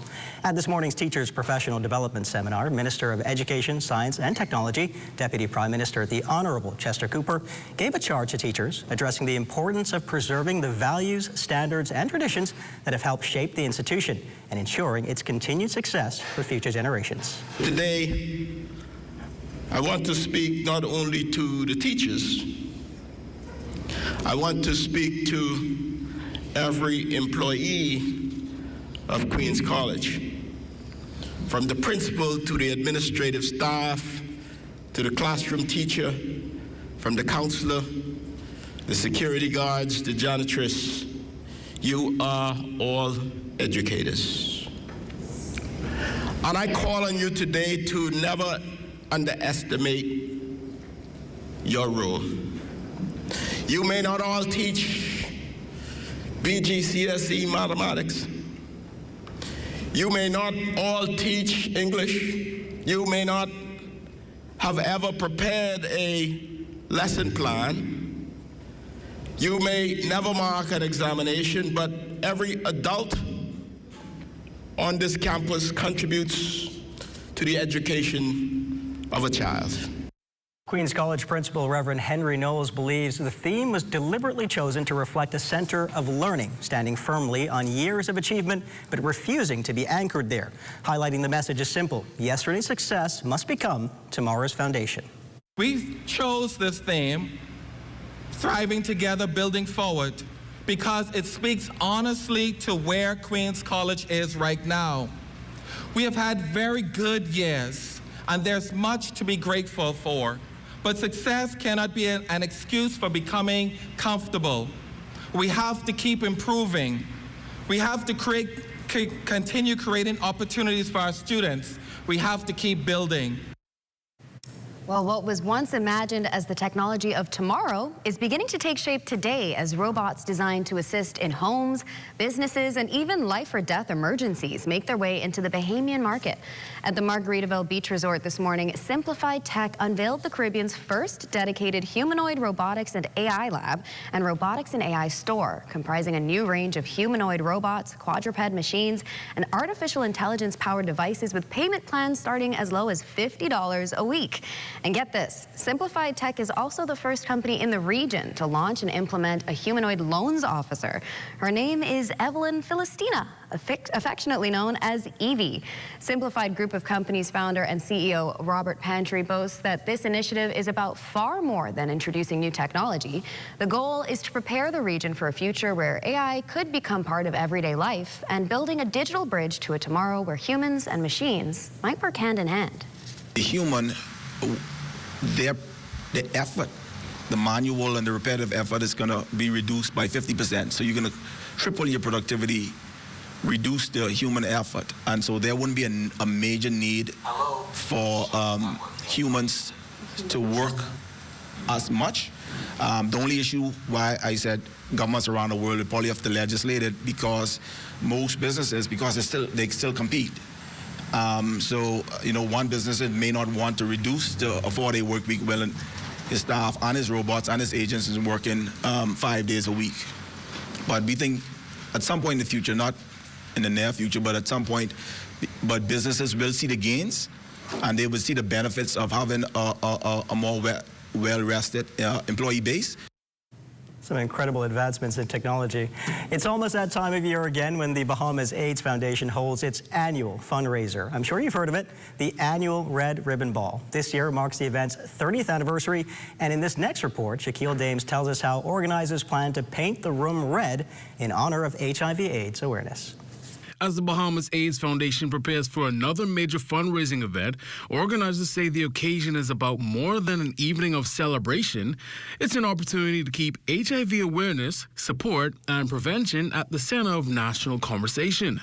Bahamas AIDS Foundation President Army Ford explains. We underscore the collective responsibility to support those affected by HIV. The ball has long been a celebration of resilience, compassion, community, and the collective humanity that unites us all. Black or white is more than a theme, it is a call to action, a statement of solidarity, and a reminder that in the fight against HIV and AIDS, we are all connected. While the 2026 Red Ribbon Ball focuses on awareness and support, health officials are also pointing to measurable progress in the country's response to HIV. Foundation Vice President Dr. Carleen Smith-McKinsey believes advances in HIV treatment and prevention have contributed to a decline in AIDS-related deaths. But we were just under 4,000 persons who are HIV positive in the country. One thing we can say is our number of AIDS-related deaths have decreased over the years, and that's something we're proud of. And most recently this year, the Bahamas has received elimination of mother-to-child transmission, our certification as not having any babies born with HIV in the country. This year's ball presentation is also being carefully crafted to reflect its purpose.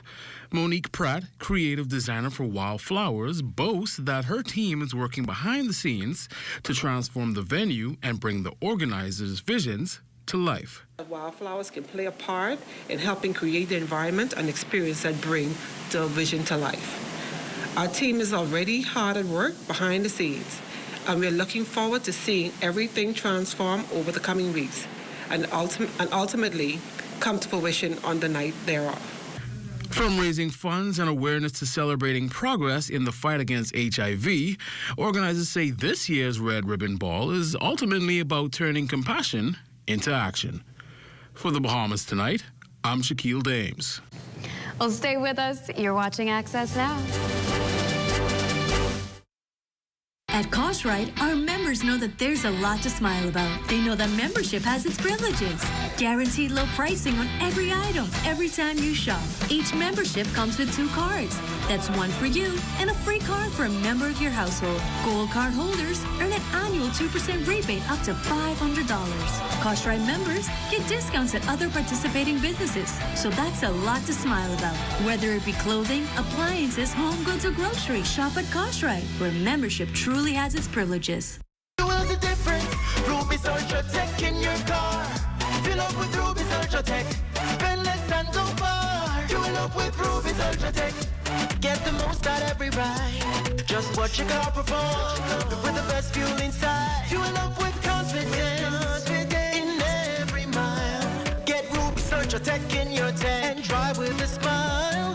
Watch your car perform with the best fuel inside. Fuel the difference with Ruby's Ultra Tech.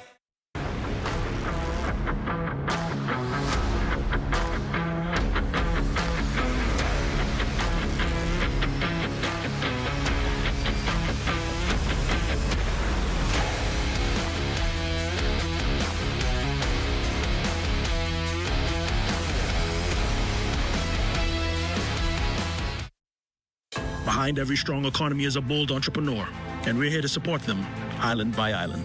On Long Island, we've helped 77 entrepreneurs turn their dreams into thriving businesses. Through over $1.9 million in approved funding, the SBDC is strengthening Long Island's economy by investing in its leading sectors: fishing, transportation, and agriculture.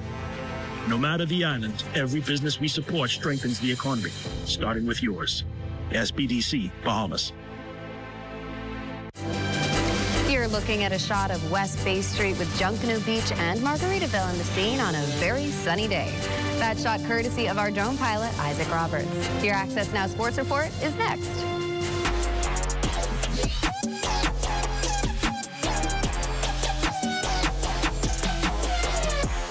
On your Monday Sports Check, everyone, I'm Amajal Knowles, topping sports. Bahamas senior men's and national team back on the floor just days out from the next window of the FIBA AmeriCup qualifiers. After completing a training camp, the team would play the Chilean national basketball team in a friendly exhibition over the weekend in Santiago, Chile. The 242 would emerge victorious 94-87. Franklin Miller Jr. leading the way for Team Bahamas, turning in a team-high 30 points along with 3 rebounds, 2 assists, and 2 steals. Dominic Bridgewater and Isaiah Mobley both pitched in with 19 points apiece as well. Team Bahamas is now gearing up for the next phase of the FIBA World Cup Americas qualifiers.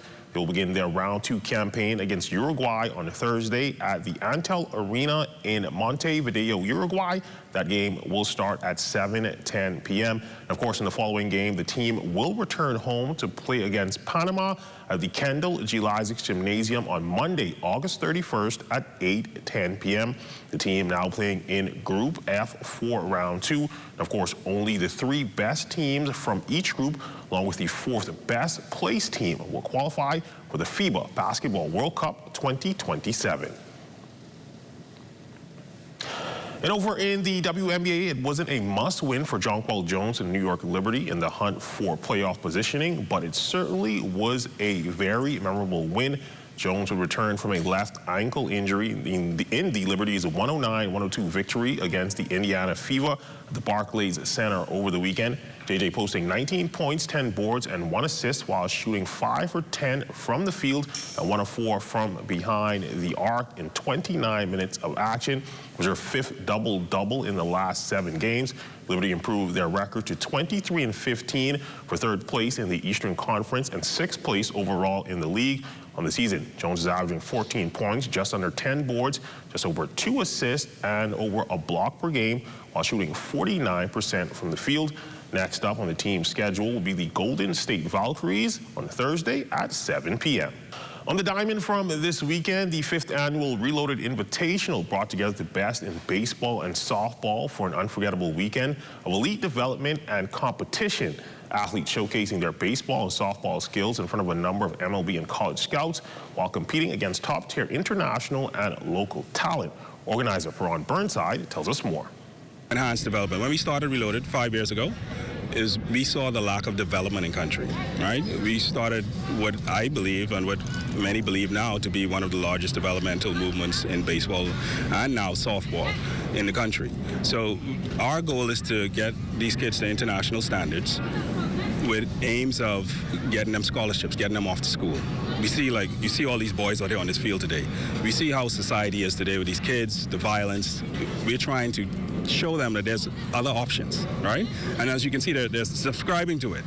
This tournament this weekend, we have teams out of Grand Bahama. We have a lot of we have in each division. We have 4 teams in each division. We have 16U straight down to coach pitch. Some divisions we actually have 5 teams. And on the softball side of things, renowned pitching coach Ali McKnight says she sees some promising talent in the 242. We've just been really taking the knowledge to help the girls who have hopes and passions and dreams of improving, taking their game to a whole nother level. We're helping them to pursue that. This is my 3rd time coming out here in the last 3 years. So building the relationships with some of the girls who've been doing that in the past and then meeting the new girls. We're just trying to keep that cycle continuing so that we can keep bringing better softball to Nassau and bringing that to the other islands to come as well. As far as the winners, BAP softball would sweep all 3 divisions on the girls' side. BAP 14U would defeat Girls Like Diamonds 14-12. BAP 16U would defeat the Rising Stars 10-6, and finally BAP 18U squad, they would steamroll the Comets 13-2. On the boys' side, 12U would go to the Ultimate Champions, while Reloaded Baseball would take both the 14 and 16U divisions. So in baseball, this time from the MLB, it was a streak that lasted 14 games, but Jazz Chisholm finally going yard yet again. The season hasn't gone as planned for Chisholm, an impending free agent who is hitting at .220 with 18 homers and a .695 OPS, along with 34 stolen bases in 121 games. But the 2-time All-Star offering reminders over the weekend of how impactful he can be if he's able to catch fire during the season's stretch run. In Sunday's series-clinching victory, the 28-year-old Chisholm legged out a key bunt single during the Yankees' decisive 3-run rally in the 6th inning. Then in the 7th, Chisholm clubbed a 2-run home run for its 18th of the year that served as the dagger in the club's 8-3 win over the Toronto Blue Jays. I'm just trying to go out there and work to help my teammates win. I'm just trying to barrel up the ball, just not strike out, put the barrel on the ball, and just keep going. And that's been Look at Your Sports on this Monday. I'm Amajal Knowles, signing out until tomorrow.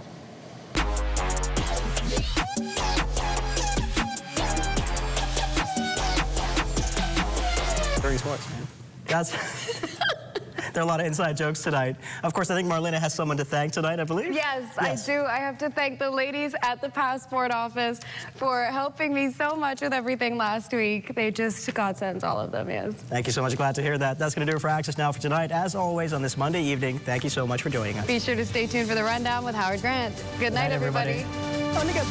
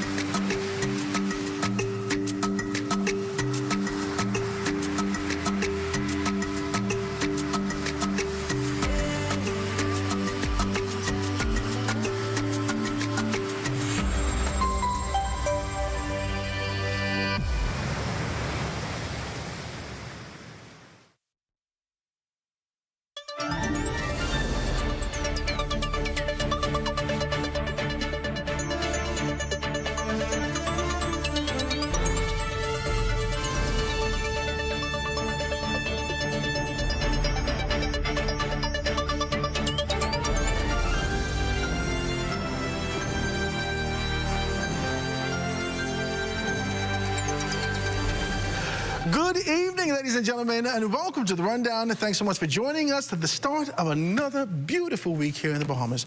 Guys, tonight our focus is on education, and there's only 1 week left before the start of the 2026-27 academic year. And not only are the parents and the students preparing this Monday for August 24th, but officials at the Ministry of Education, Science and Technology are also, they themselves, preparing for what's going to be happening next week. In fact, education officials have literally been preparing for months, administering their agenda to ensure every child across the Bahamas receives quality education. We've got two great persons that's going to be joining us tonight to have a great conversation. The Parliamentary Secretary at the Ministry of Education, Science and Technology, Senator the Honorable Keenan Johnson, and joining us in the second segment is going to be none other than Director Education, Dominique McCartney-Russell. I'm so excited to have both of them sitting with us this evening. Senator? It's a pleasure, sir. It is absolutely a pleasure. I was just telling him this is the first time he and I spoke and sat together, so I'm excited about this conversation. Introduce yourself, let persons know who you are. All right, so my name is Senator Keenan Johnson. Thanks for the proper pronunciation of the name. Yeah. But as most people may be aware, I've been recently appointed as a senator and as the Parliamentary Secretary in the Ministry of Education, Science and Technology, working under the Deputy Prime Minister and Minister of Education, So tell me this, have you, because I know that there is, governments are continuous and there's always a workload when you walk into these particular spaces. Have you become familiar with some of the issues that exist, issues, aspirations, ideas, vision that exist within education? Well, certainly, and we can say unequivocally that the former minister did an excellent job. Absolutely. And she left us quite a few very thick briefs to really read through and to help us be more abreast of what's going on in the ministry. But certainly we didn't start from scratch because of the work that she's been able to do over the past 5 years. And the technical team led by the director, who we'll hear from a little later, they've certainly put us in a place where we can just add to what's already been happening. And so I know that working with the Deputy Prime Minister, one of his key things is going from where Minister Martin would have spoken more so to literacy and numeracy, and expanding that to digital literacy and financial literacy. And so those are the things that we are focused on, especially this year moving forward. You know, I like that, you know. Two things actually stuck out to me over the past few weeks, more specifically being able to listen to the minister, and we could be able to see this sort of a vision bud and present itself to the population to say that, okay, this is the path that we want to take with education. One of the things that he spoke about was definitely the recruitment associated with being able to identify persons from an external standpoint coming in. But the second thing is definitely what you spoke about was the literacy and the numeracy. I think I want to start there. Most recently, the minister would have been able to take on a position to talk about this sort of this idea that mathematics is essential, and being able to prepare yourself to move towards that. Now, whilst I agree with him 100%, I'm an 80s baby.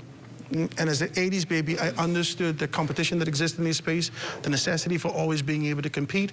However, the advent of 2010 and the turn of the millennium into this particular space, a lot of persons have dived into their phones. This is not a rejection of the necessity for being able to have that, but is the ministry preparing itself to look at these particular concepts and move into the future, as opposed to being able to stop everything and say, hey, listen, let's do it how we did it before? No, certainly we're looking at how to be more progressive. And so when we look at talking about digital literacy, especially in financial literacy, then we're looking at what we refer to in the ministry now as a revolution in education. Now, we can't speak about a revolution if we're only looking backwards, but we're talking about the complete transformation of education as we get into the more technological and digital era. And so when you hear the minister speak about math specifically, it's because we recognize and we're aware that that has been one of the subjects, the core subjects, that has been on a steady decline in terms of grades. We have to be able to appreciate what that is so that we can deal with the issue.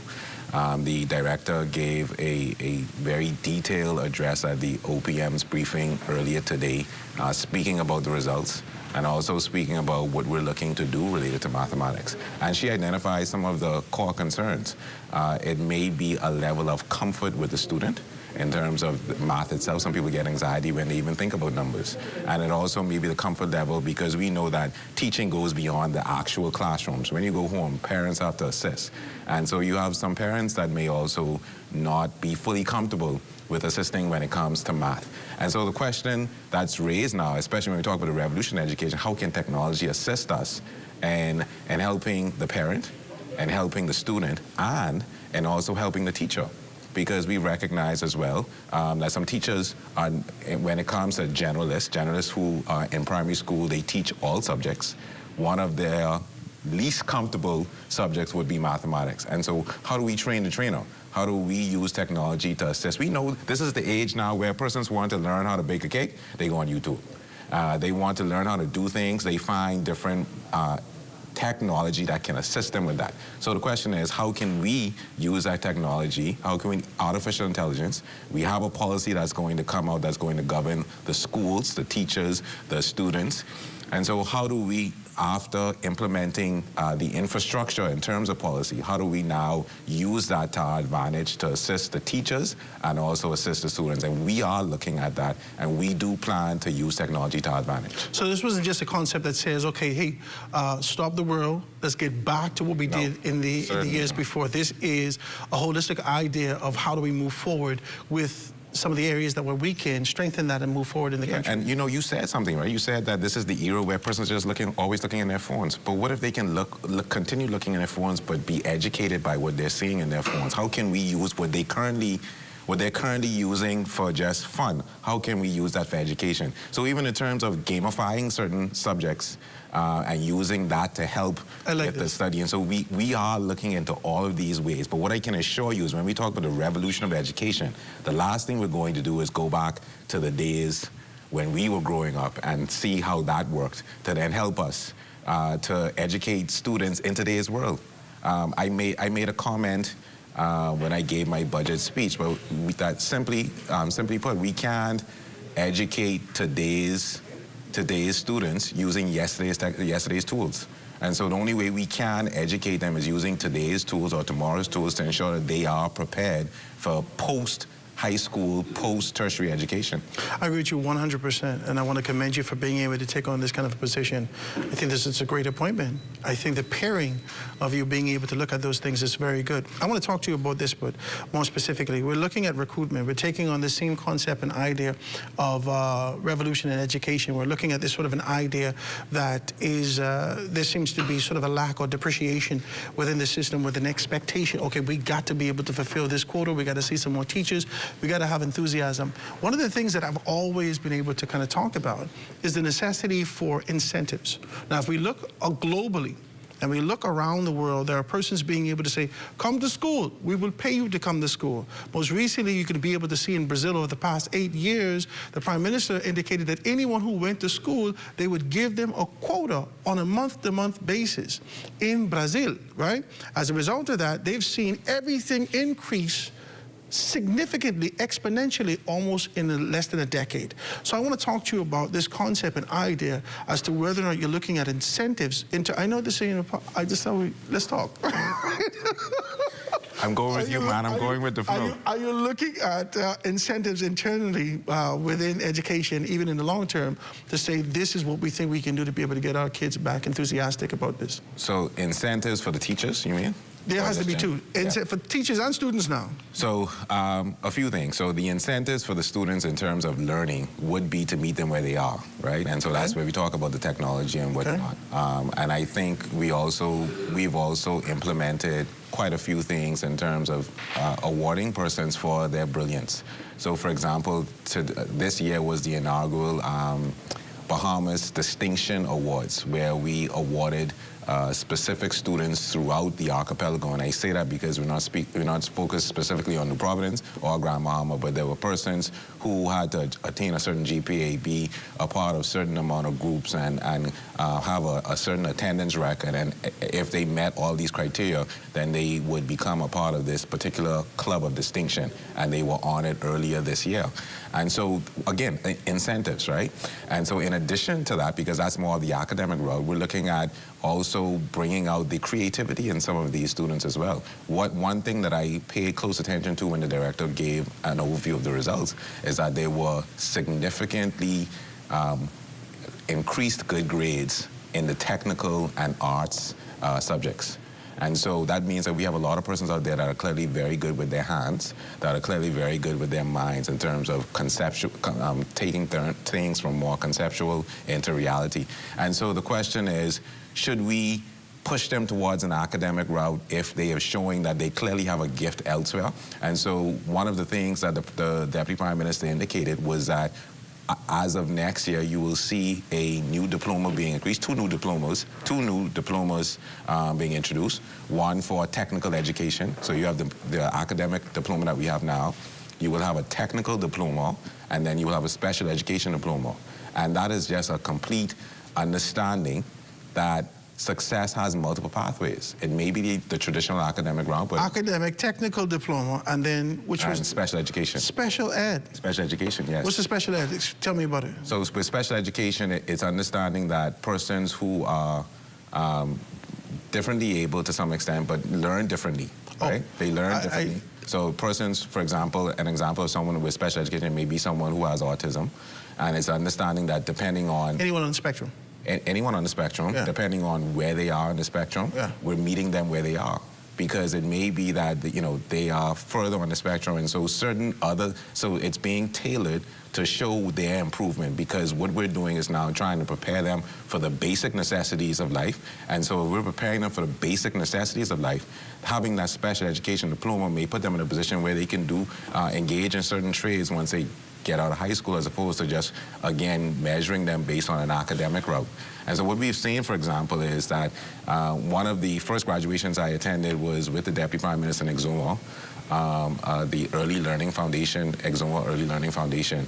And there were 3 persons, special education students who graduated, but because they were able to learn some trades, I think 2 out of 3 of them actually got a job as soon as they graduated. And so again, it's about meeting the student where they are, teaching them and helping them to be a better version of themselves, and helping them to harness the gifts that they currently have. And those gifts may look different. It may not look like the gift that I have or the gift that you have, but it's still a gift that can be used. I like it. Ladies and gentlemen, we're sitting here with none other than Senator Keenan Johnson, having a great conversation. Stick and stay. We're going to be right back after this. Shop early to get your uniforms and catch Janae's Uniform Center's buy 4, get 1 free sale. Pre-monogrammed and regular school shirts, dry fit and cotton polos, jumpers, skirts, boys long and short pants, PE shorts, underclothes, tights, socks, neckties, belts, sleeping mats, hair accessories, and character work desks. Get 50% off backpacks, lunch bags, and raincoats. Buy 4 school shirts, get 1 free. Buy 2 skirts, jumpers, or pants, get the third 50% off. Need embroidery and monogramming done? Visit Janae's Uniform Center early. Beat the back-to-school rush. Janae's Chesapeake Road back-to-school special. Restrictions apply. I am a master plumber by profession. I've been doing plumbing for over 40-odd years. When I was 9 months old, I was diagnosed with polio. To me, living with polio, I took it the way it is. I never allowed my polio to get in my way of anything. In fact, I love when people doubt me, and I just prove them wrong. And let me tell you, in the world, you could only find a plumber as good as me, but you ain't gonna find no plumber better than me. People with disability, they just need a chance. In this program, I feel so encouraged. Most of the mentors have different kind of disability, but disabilities like me. Sharing and caring and showing so much support with people with disability. They would encourage you to go beyond. I wish this was around a long time ago. Right now, I would have been a millionaire. You out there who have a disability, don't be afraid. Take the step. If you believe it, you could achieve it. And remember one thing, ain't no one better than me, and ain't no one better than y'all. God made all us equal. For more information about how the SBDC can help your small business to make a big impact, give us a call at 461-7232 or visit sbdcbahamas.com.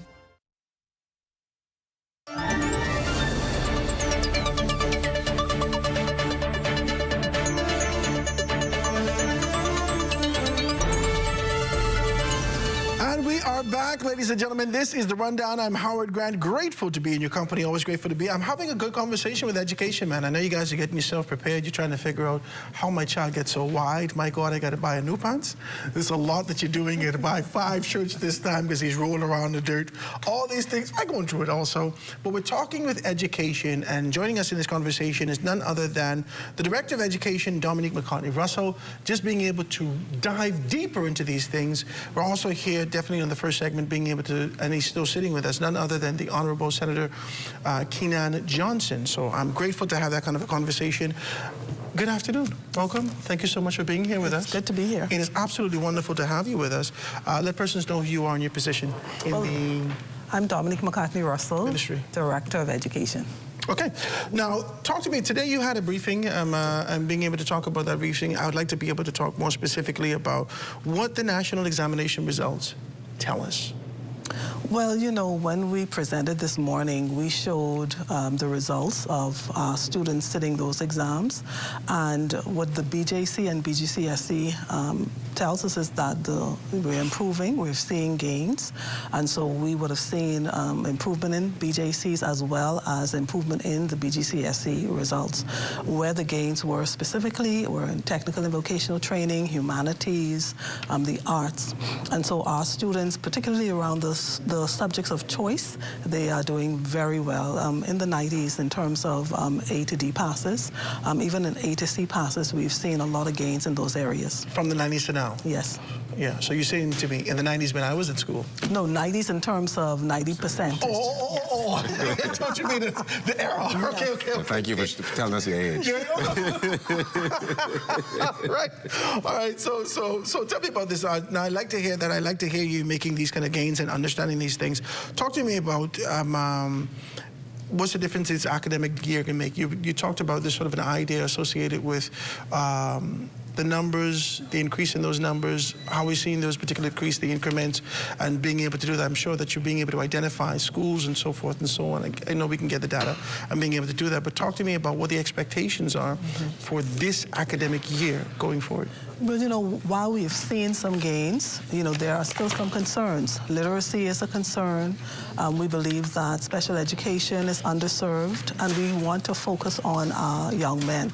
The data shows that our girls are outperforming young men, and so the focus will be on how do we reform the curriculum to ensure that we're meeting the needs of our male students, that we're providing differentiated instruction, that it's experiential and not passive learning, but students are actively engaged.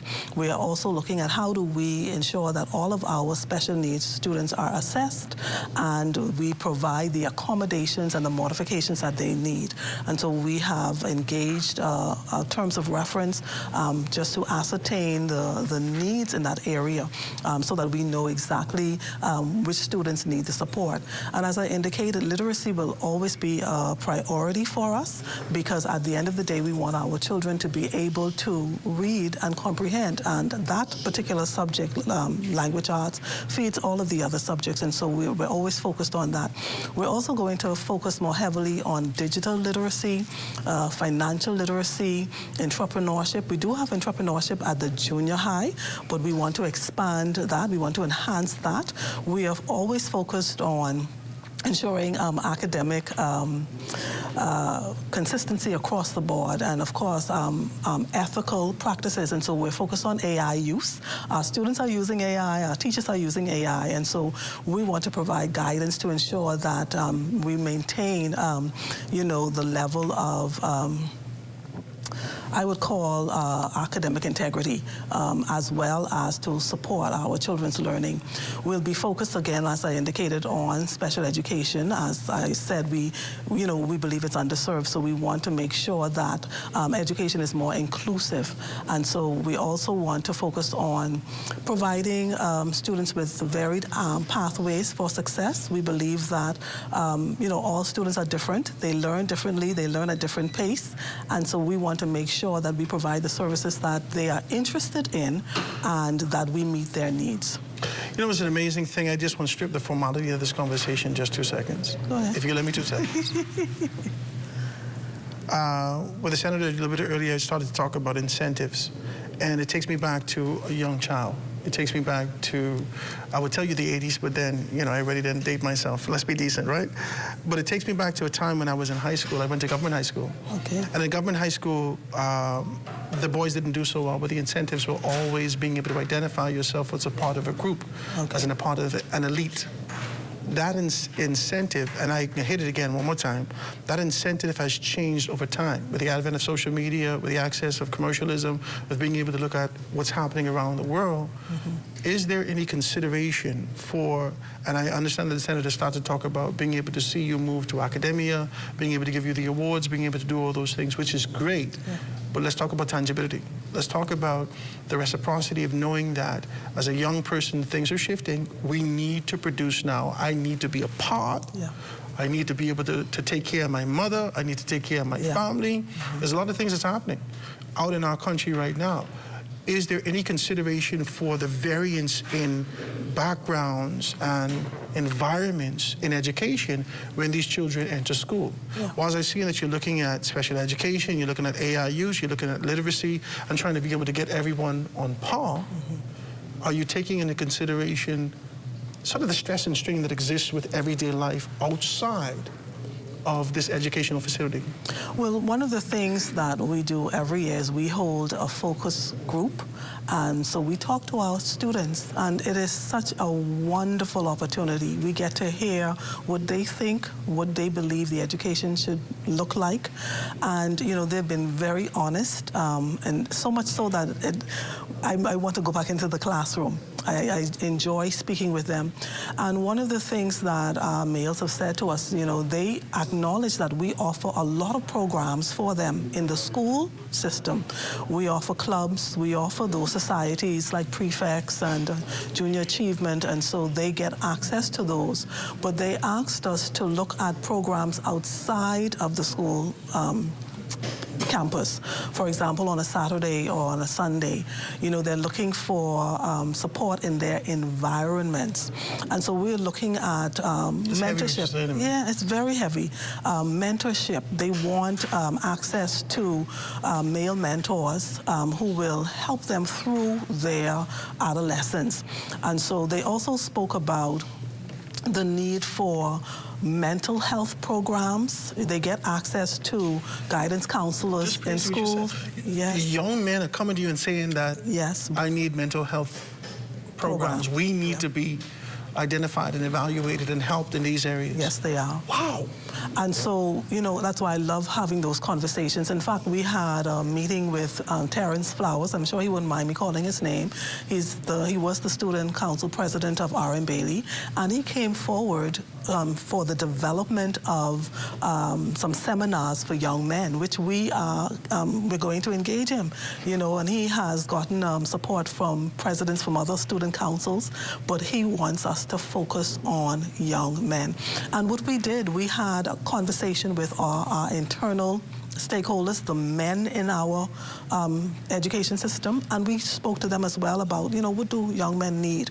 And so we're looking to expand that conversation outside of the education system.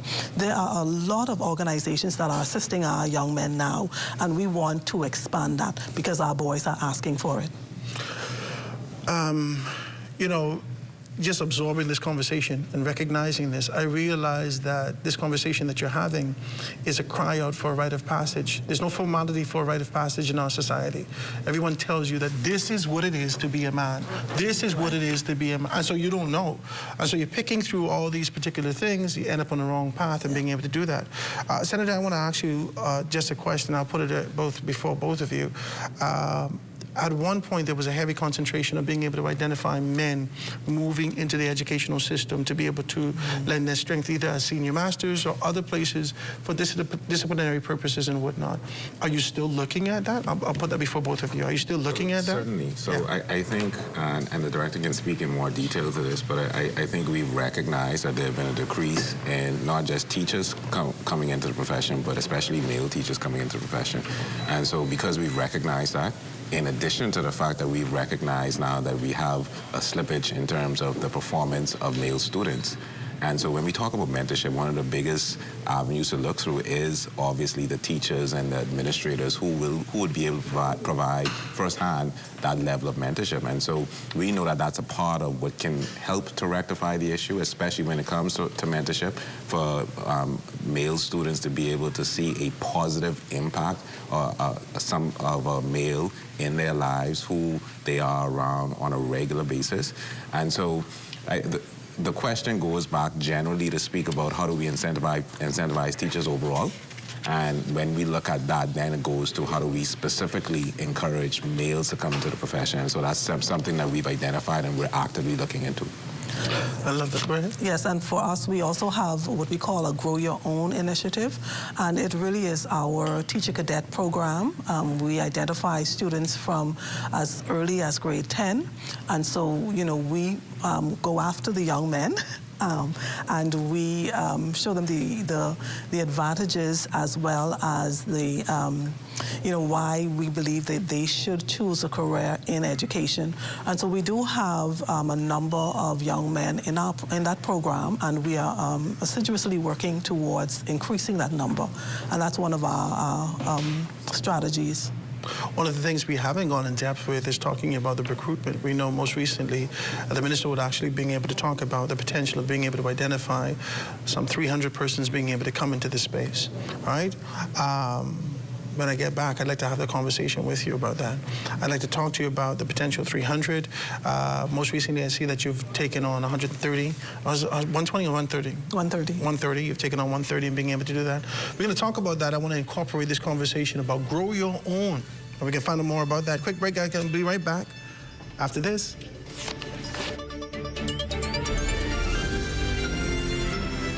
Let's swim, Bahamas, bring water hazards to an end. Let's swim, Bahamas. Water safety rule number 5. Never push anyone into the pool or off of a dock. Let's swim, Bahamas, bring water hazards to an end. Water hazards to an end. So you're planning to weather the storm at home. You've bypassed all the shelters, your preparation is complete, and so are your emergency kits. You're ready. But what happens if the storm changes direction and it's a direct hit? What's your evacuation plan? If you don't have one, make one. And remember, take into account the location of your house, whether it's near beaches, canals, or it sits in a flood-prone area, and be realistic about the evacuation plan. Plan what to take. In its simplest form, take only what you cannot afford to lose. Have a go bag ready and a discussion beforehand what bag contents should consist of, like toiletries, medication, change of clothing, and important documents in a waterproof folder. Take inventory of your home, pictures included. Make sure your vehicle has a full tank of gas. Decide your destination and the best route. If you can't get out, find safety in the highest level of your home. And as always, be sure to pay close attention to the ZNS network for weather updates. This season, be weather smart, weather safe. Behind every strong economy is a bold entrepreneur, and we're here to support them. island by island.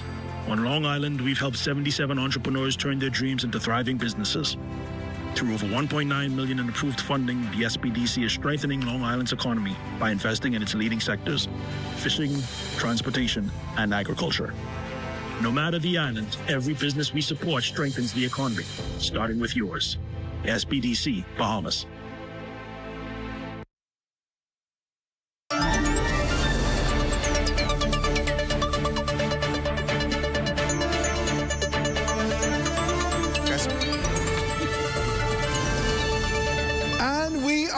This is The Rundown. I'm Howard Graham. We're talking all education for you, getting yourself prepared to get back to school next week as the children continue to be able to wind down. You got to get them in the mindset. Hey, listen, it's bedtime. Cut the TV off, get out of my fridge, go to bed. Daddy's 5 o'clock. So what? Go to bed. But we're here, we're having a good conversation, man. I'm so happy. I'm sitting here with none other than Senator the Honorable Keenan Johnson and none other than Director of Education, Dominique McCartney-Russell, being able to have a great conversation. I'm grateful that she's here with us, both of you, and being able to do that. When we left off, we talked about something more specific. Now, most recently, we would have been able to see the Minister of Education being able to talk about the potential, and I think it led to sort of this social debate as to whether or not this is a necessity, whether or not you're going to move away from this, why you're doing this. Have you not looked at something that can be done internally? The potential of persons being able to come from Ghana. And those particular, it led to a conversation. Most recently, you were inducted, I think, about 130. You talked to us about this Grow Your Own. Talk to me about Grow Your Own in contrast to looking externally for persons to be able to come in. I'll put that before both of you. All right, so a couple of things. So we just recently had a new hire orientation, and so that's the 130 participants at the new hire orientation, which included trained teachers, guidance counselors, and also teacher aides. And that was throughout the country, New Providence, Grand Bahama, and the Family Islands. And so I think it's important to be clear when we talk about this 300 teacher shortage and what we're doing to assist with that effort. So the Deputy Prime Minister established a task force that's led by myself, and that task force has only been up and running maybe a little over a month. And one of the most important things was, how do we process teachers, how do we get them in, how do we encourage them to even apply? And so the focus primarily has been on Bahamians. How do we get Bahamian teachers who either left the system some time ago, how do we get them to come back? Persons who are subject matter experts, they may not be trained teachers, but they certainly have a level of expertise in a particular area.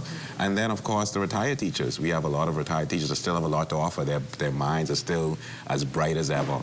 And so we looked at all of these various things. We even expanded our teacher program, our retired teacher program, which we refer to as a supply teacher program, to include persons who may want to assist part-time, right? And that would be our subject matter experts. And so since we've launched, we've had quite a significant interest from Bahamians alone. And so we've always made it very clear, where we have a shortfall after going to Bahamians, that is where we will look for those teachers internationally. So essentially, this is where the 300 come from. So it's a 300-plus teacher shortage. Yeah. And so something that has compounded over decades. Over decades, we've accumulated a 300-plus teacher shortage. That's where the 300 number comes from. And so we've taken this in, I would essentially say, 2 different tranches. One would be, how do we find Bahamians? And so you've seen the Did you cut away at that 300 locally yet? Yes, Okay, good. significantly. And by showing you, by the fact that we've had 130 participants at a new orientation hire, speaks to the fact that most of those, if not all, are Bahamians, right? And so it's important to note that, yes, we still have certain disciplines that we weren't able to fill in terms of the gaps of Bahamians, and where we have those gaps, we then look internationally, and we're recruiting internationally: Ghana, Kenya, Philippines, US, Canada. And so I know people are focused on Ghana, but our efforts are in multiple countries, and we have a very rigorous process. And so a lot of them may not actually be here in time for the opening of school, because they're still going through that rigorous process that we have when we talk about vetting, Interpol vetting, NACOB to review and approve their accreditations. Ministry of Foreign Affairs has to be involved. Immigration has to be involved. The public service has to be involved. And so there's a lot that goes into bringing an international teacher in our system. And so, I just say, oh, you look good, come. No. And, exactly. It's a very, very rigorous process. And so we do have we do have quite a few international teachers that have applied. And right now, the thing is to ensure that they go through that process. And while we're trying to make the process as efficient as possible, we're not trying to cut any corners with that process. And so it's much easier to look home in any event. And so we have been doing that. We've been sending out a clarion call. And I must congratulate and say how pleased I am with our Bahamian people because they have answered. Yes. And maybe not everyone is qualified, but the fact that they said to themselves, you know what, I want to give back. The fact that they went through the process to apply, all of them should be commended for that. I like that. So I suppose, where do you go to find out these particular things? A lot of persons are watching tonight. Where do you go to find this out? Whether or not I have the qualifications necessary to do this, whether or not you could find a space for me to be able to do this, whether or not that kind of a timeline has already been cut off. What do you get the information? Our task force is located at Mabel Walker Professional Development Center, which was the formerly Mabel Walker Primary School, which is the same Tucker Road, the same road as BPL. So you can go there in person, and they can walk you through the process, or we have telephone lines, we have WhatsApp lines, and you can just reach out to them. We have a whole team there that is ready to service you to help assess your eligibility, but also to really help you to navigate through the system itself. And again, we've seen persons come and say, hey, I am a teacher, and I've never actually taught, but I want to now teach because I've seen the recruitment exercises that you guys have been doing. And we have persons who have come back into the system. They want to be re-engaged. They were out for a few years and they want to come back. And these are people who are coming back because they love what they do. They have a passion for teaching. They have a passion for the children, and they understand what impact they're going to have as a teacher in the public school system. I want to ask you a question more specifically. I'd like to be able to put this before you, Director. Over the years, over the past 2 decades, let's call it 3 decades, there has been a steady decline in this sort of an enthusiasm from the teacher because of a steady increase in crime, criminality, and this kind of an engagement in the school, right? One of the elements that we're talking about tonight is being able to support your teachers. Talk to me about how the Ministry of Education is identifying, supporting their teachers in a time, because they got enthusiasm, they got passion, they got a desire, but a lot of things have happened that caused them to take caution and whether or not they can come to teach your children on Saturday, whether or not they're going to be able to open up something and say to all the students or the ones who are capable of being able to take A-level BGCSEs, hey, come to a Saturday class or come to whatever the case may be. A lot of persons are taking caution in being able to do that. Talk to me about how the Ministry of Education is being able to support teachers and strengthening them going forward into the future. Well, for us, you know, the teacher has the greatest impact on student learning. You know, that comes from a number of seminal studies, meta-analysis. The teacher has the greatest effect or can have the greatest impact on whether a student achieves. And of course, there are other factors. There's the principal in terms of leadership, administration, there's parental involvement, and some other factors. But the the teacher has the greatest impact. And so for us, we always focus on us. And I say us because I'm an educator as well. And so for us, we focus on the pedagogy. We ensure that we provide teachers with support for their pedagogy, content training. We provide teachers with learning well. We have curated lesson plans just to make the classroom a little bit more efficient so they could focus more on the delivery of high-quality educational opportunities. We provide assistance even in mental health. We have an employee assistance program. As it relates to the discipline of our students, we would have implemented the school resource officers who were trained a little bit differently than our regular police officers. So they provide mentoring on that campus, but they also provide a measure of support along with the school administrators. And so you would find that school violence, for example, was down by about 41% last year. I can feel it. I can feel it. Yeah, you know, and so while we do have scuffles, we do have those fights every now and again, but the environment is more positive, more conducive to learning. Across education? Across the 162 schools across the country. Okay. So we've improved in that area, and then we always invite our teachers to the table because they let us know what's happening on the ground, and so we give them a voice. Other ways that we support our teachers, we provide a $2,000 grant every 2 years. A teacher can get a grant to improve their practice, to build capacity, because, you know, we want them to be current, we want them to be on the cutting edge. We provide them with a $250 voucher to decorate their classrooms. You got to increase this grant, eh? No, that was fake. No, I said that because we're thinking about, just as you started to talk about this kind of a decoration in the classrooms and throughout the year, just being able to provide all the books, and somebody churning, got their book, they got this copy, right? They got to copy everything, Xerox copy everything.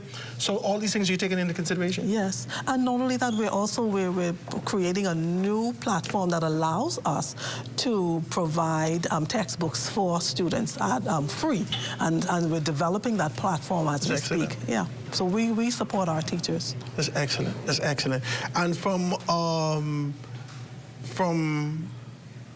this particular standpoint, Senator, is there anything from a governmental standpoint, administration standpoint, that you're looking at to be able to help support that and be able to enshrine that in law and taking those particular steps? So, a few things. I'm glad you asked that. I think it's important now to speak about our public-private partnership efforts. I like it. And the reason why I say that is because we have I think when you look at the budget, we have the second largest budget of any other ministry, but 80% of our budget goes solely to salaries and allowances, which means that we don't have a lot of wiggle room to do things that we really need to do.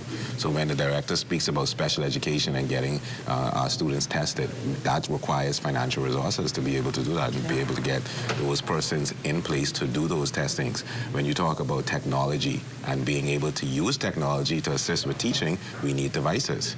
And so we have now pushed two things that we believe will assist. One is an Adopt a School program, where we're encouraging corporate entities to say, hey, how about you take this school, you take ownership of this school, and whatever support this school may need, you're able to assist. So it may be that you're going to give 10 to 15 devices to that school, or whatever it is that you're able to provide support for. So imagine now, we have that level of corporate responsibility where you have multiple private entities that are prepared to go to the various schools and say, we're going to provide support for this school.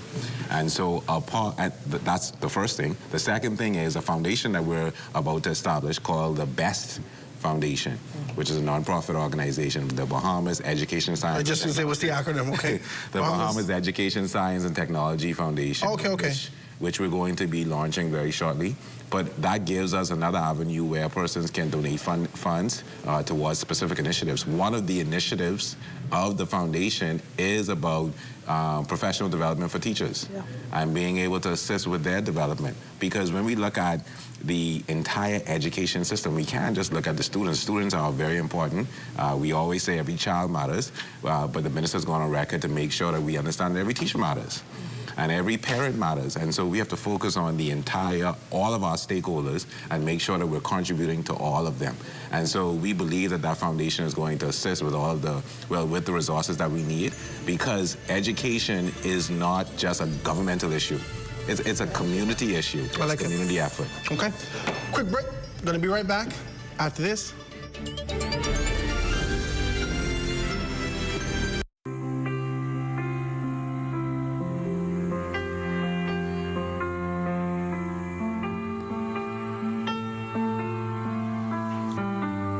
Every one of us has something worth passing on. Knowledge isn't meant to stay with us. It's meant to be shared. You may never have imagined yourself standing in the front of a classroom, but your experience, your patience, your encouragement could become the reason a young Bahamian discovers what's possible. In just a few weeks, these classrooms will come alive again. Join us.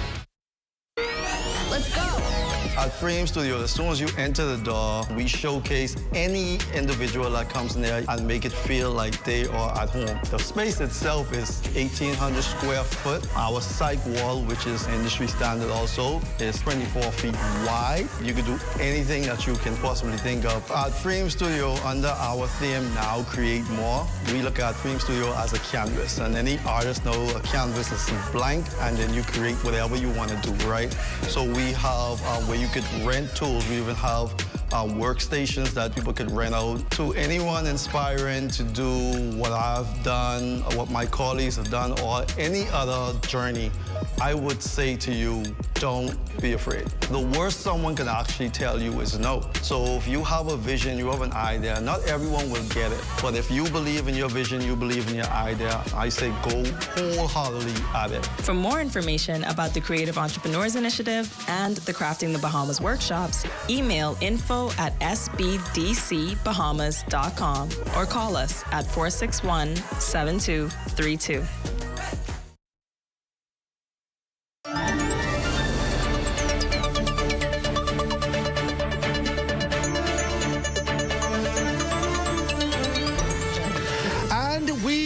Back, ladies and gentlemen, having a great conversation. I am truly grateful for this kind of a thing. Now, you know, I kind of teeters off just a little bit because a lot of these things, because we live in such a small community, a lot of these things have been legacy issues, legacy concerns that we've been having.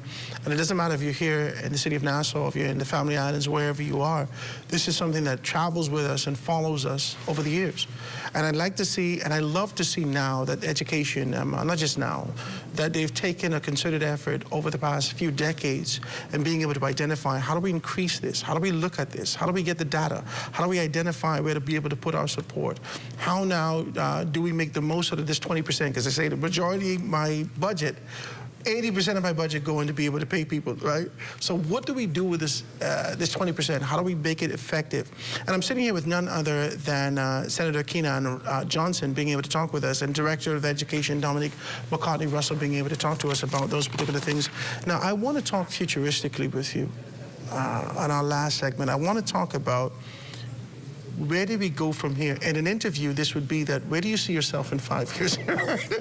If this was an interview, where do you see yourself in 5 years? Where do you go? Where do you see education for the trajectory that you're on, for the path that you're on, for this kind of a synergy that exists within the organization, for persons being able to buy into this, for the enthusiasm that's coming in from the community, from persons being able to do this, for the controlled position and the strategic approach that government's taken? Where do you see yourself in 5 years? I'll let you answer that first, and then the Senator. Yes.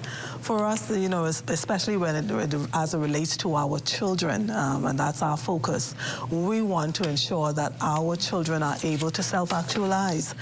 The question is not for me, are you smart, but how are you smart?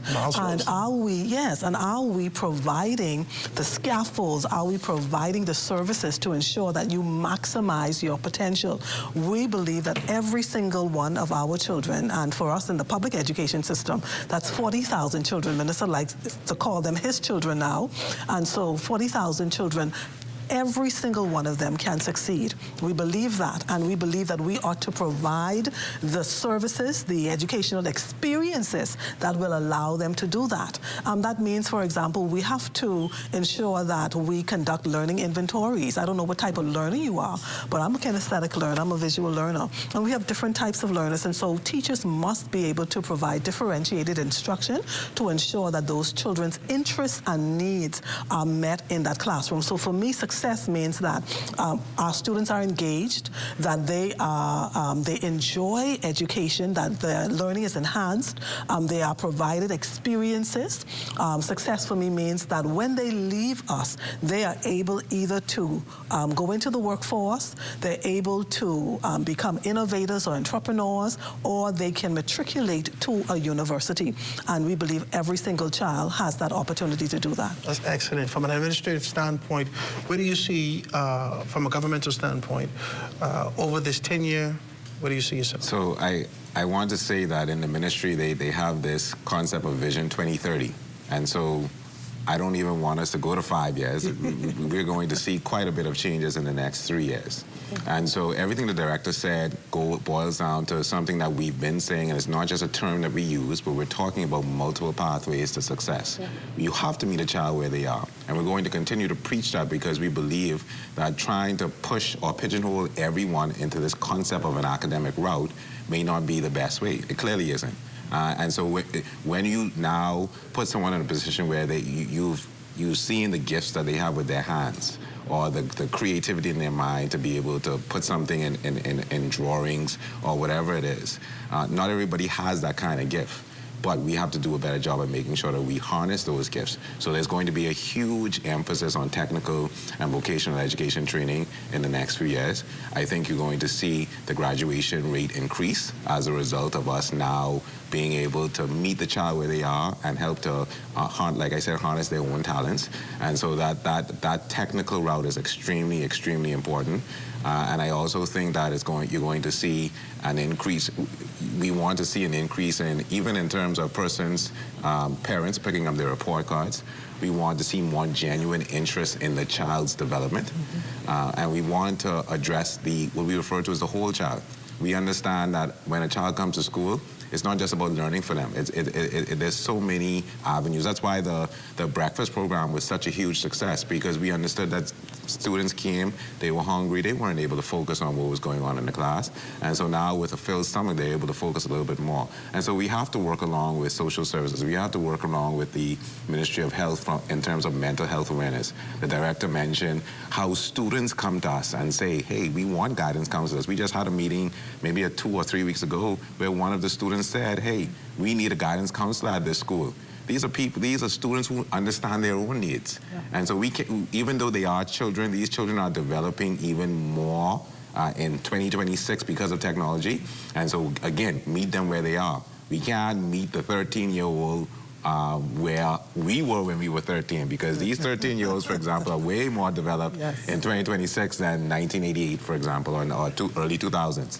And so that is what we are focused on. And so when we talk about the AI policy that we have in place, when we talk about we need 10,000 devices, and that's something that we're going to push with our foundation to make sure that we get the resources to continue to chip away at that amount, because we want to also make sure that the students have all the resources that they need. And the last thing I want to mention, because I think it's important for us to see what all is being done. When we talk about technical and vocational education, a lot of people, I don't think, appreciate as well that currently there's a dual learning program that we have where persons in grade 10, 11, and 12, while in school, can also take classes at BTVI. Yeah. Right? And be able to start those. You shouldn't just start learning those skills once you graduate high school. And so why not try to harness those skills today? And why not try to develop those skills so by the time you actually get to BTVI, you may have already been more advanced, you would have already taken some of those classes, and you are better positioned to put yourself out there in the field to find a good So this is like BTVI prep, like college prep? Yeah, well, yes. Yeah. Yes, to some extent. Technical prep. Technical prep. Yeah. So you're preparing yourself so you can have a good placement, and then you could be able to absorb everything, get out of the system, and find yourself in a position to be able to get a job. Not just get a job, but these are the future entrepreneurs when we talk about that, right? So if you are good with engineering, as an electrician or a plumber or a carpenter, it's not just simply going out there and working for someone at that point. Those things can now put you in a position where you can start your own business. Yeah. Where you can now have your small business where you're hiring persons and so on and so forth. And BTVI has expanded now. So we're in Abaco, Eleuthera, Grand Bahama, Exuma. And so now the family islands, how many times have we had to go and import persons of a specific trade in order to do certain things because we don't have the expertise in the Bahamas. We are able now with this development or put this emphasis on technical education to do away with that, and we can find the expertise right here in the country. I won't put this on you real quick, both of you, and I'd like you to be able to talk to this director. Throughout the conversation, kind of woven in their conversation, we've seen consistently you being able to talk about persons who potentially are on the spectrum, persons that you have to look at from special education's need, the children being able to come to the forefront and saying, hey, listen, we need mental health assistance. We need you to look at these particular things. I'm seeing now they're coming to you having a conversation about guidance counselors. I know a lot of people, they listen to me right now, a lot of people out there in this kind of position, but have gone off to school and become summa cum laudes and so forth and so on with psychology and so forth and so on, come back home and can't do nothing with this degree.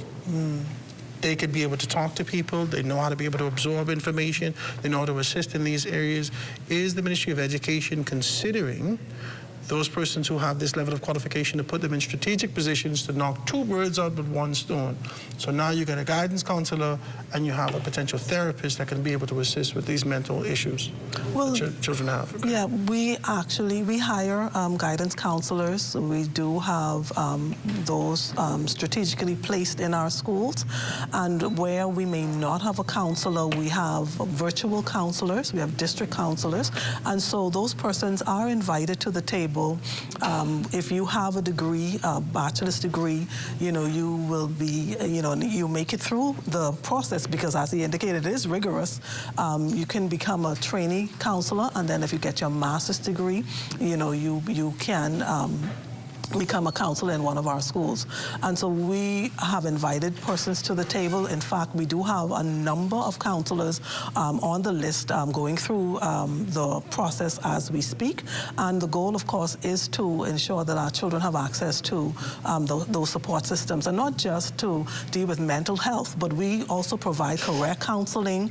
We do grief counseling, crisis management. Our team members, you know, they are some fantastic guidance counselors. They support our children, but they also support our the adults on the school campus as well. We provide support for all of the persons in the educational space. And so, yes, we encourage persons to come forward and support us in this effort. Before we get out of here, only because the Senator actually brought it to the forefront, started to talk about the graduation rate increasing and being able to do that. When I was in high school, one of the things that actually came to the forefront was this sort of an idea of social promotion, where whether you're qualified, whether you're literate, whether you're capable of being able to do these things, you move from one grade to another because it keeps getting big. Yeah. Is education looking at those things and ensuring that children are capable? I suppose that's why you're doing all what you're doing. Yeah. But are you taking this kind of this approach significantly, and that people don't just walk out of high school with a thank you certificate and actually have a diploma that says, I've contributed, I've done what I had to do, here's my diploma for the years that I've served? And certainly, and you know, there are two schools of thought, because we've had 14-year-olds in grade 6. All right? That for us presents some social issues.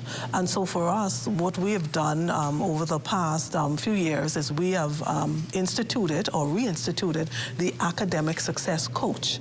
That person comes to the table, provides support for those students who are struggling. So we provide a pull-out program so that the student gets to move with their peers, but they have these targeted interventions. We pull them out for an hour a day and provide them with the literacy and numeracy supports, and they still get to move with their peers. Now, we do have some students who repeat, but we do that on a case-by-case basis, because, as I indicated, we don't want the social issues to override what we're seeking to do, and sometimes it does present, those children who are 14, they do not want to be in grade 6.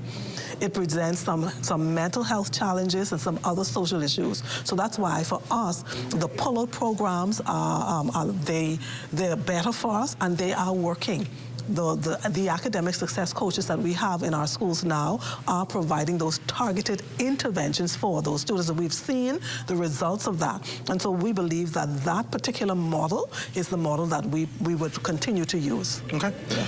Ladies and gentlemen, that does it for the show this evening. I want to be able to encourage all of you, if you're qualified, if you're capable, if you're passionate, if you enjoy this conversation, go to the Ministry of Education's website and find a way to be able to contribute. Find a call, go down to, what's it called? Mabel Walker. Go to Mabel Walker, right there where you pay a bill. Go down there, Mabel Walker, your power bill right there, right? That does it for the show this evening. This is The Rundown, guys. Be sure that you stay locked in and locked on to ZNS Network for the Bahamas Tonight at 11 p.m. It's the final newscast in the country with the latest in news and information from Corvell Pie from all of us here at ZNS. I'm Howard Grant, and thanks so much for joining.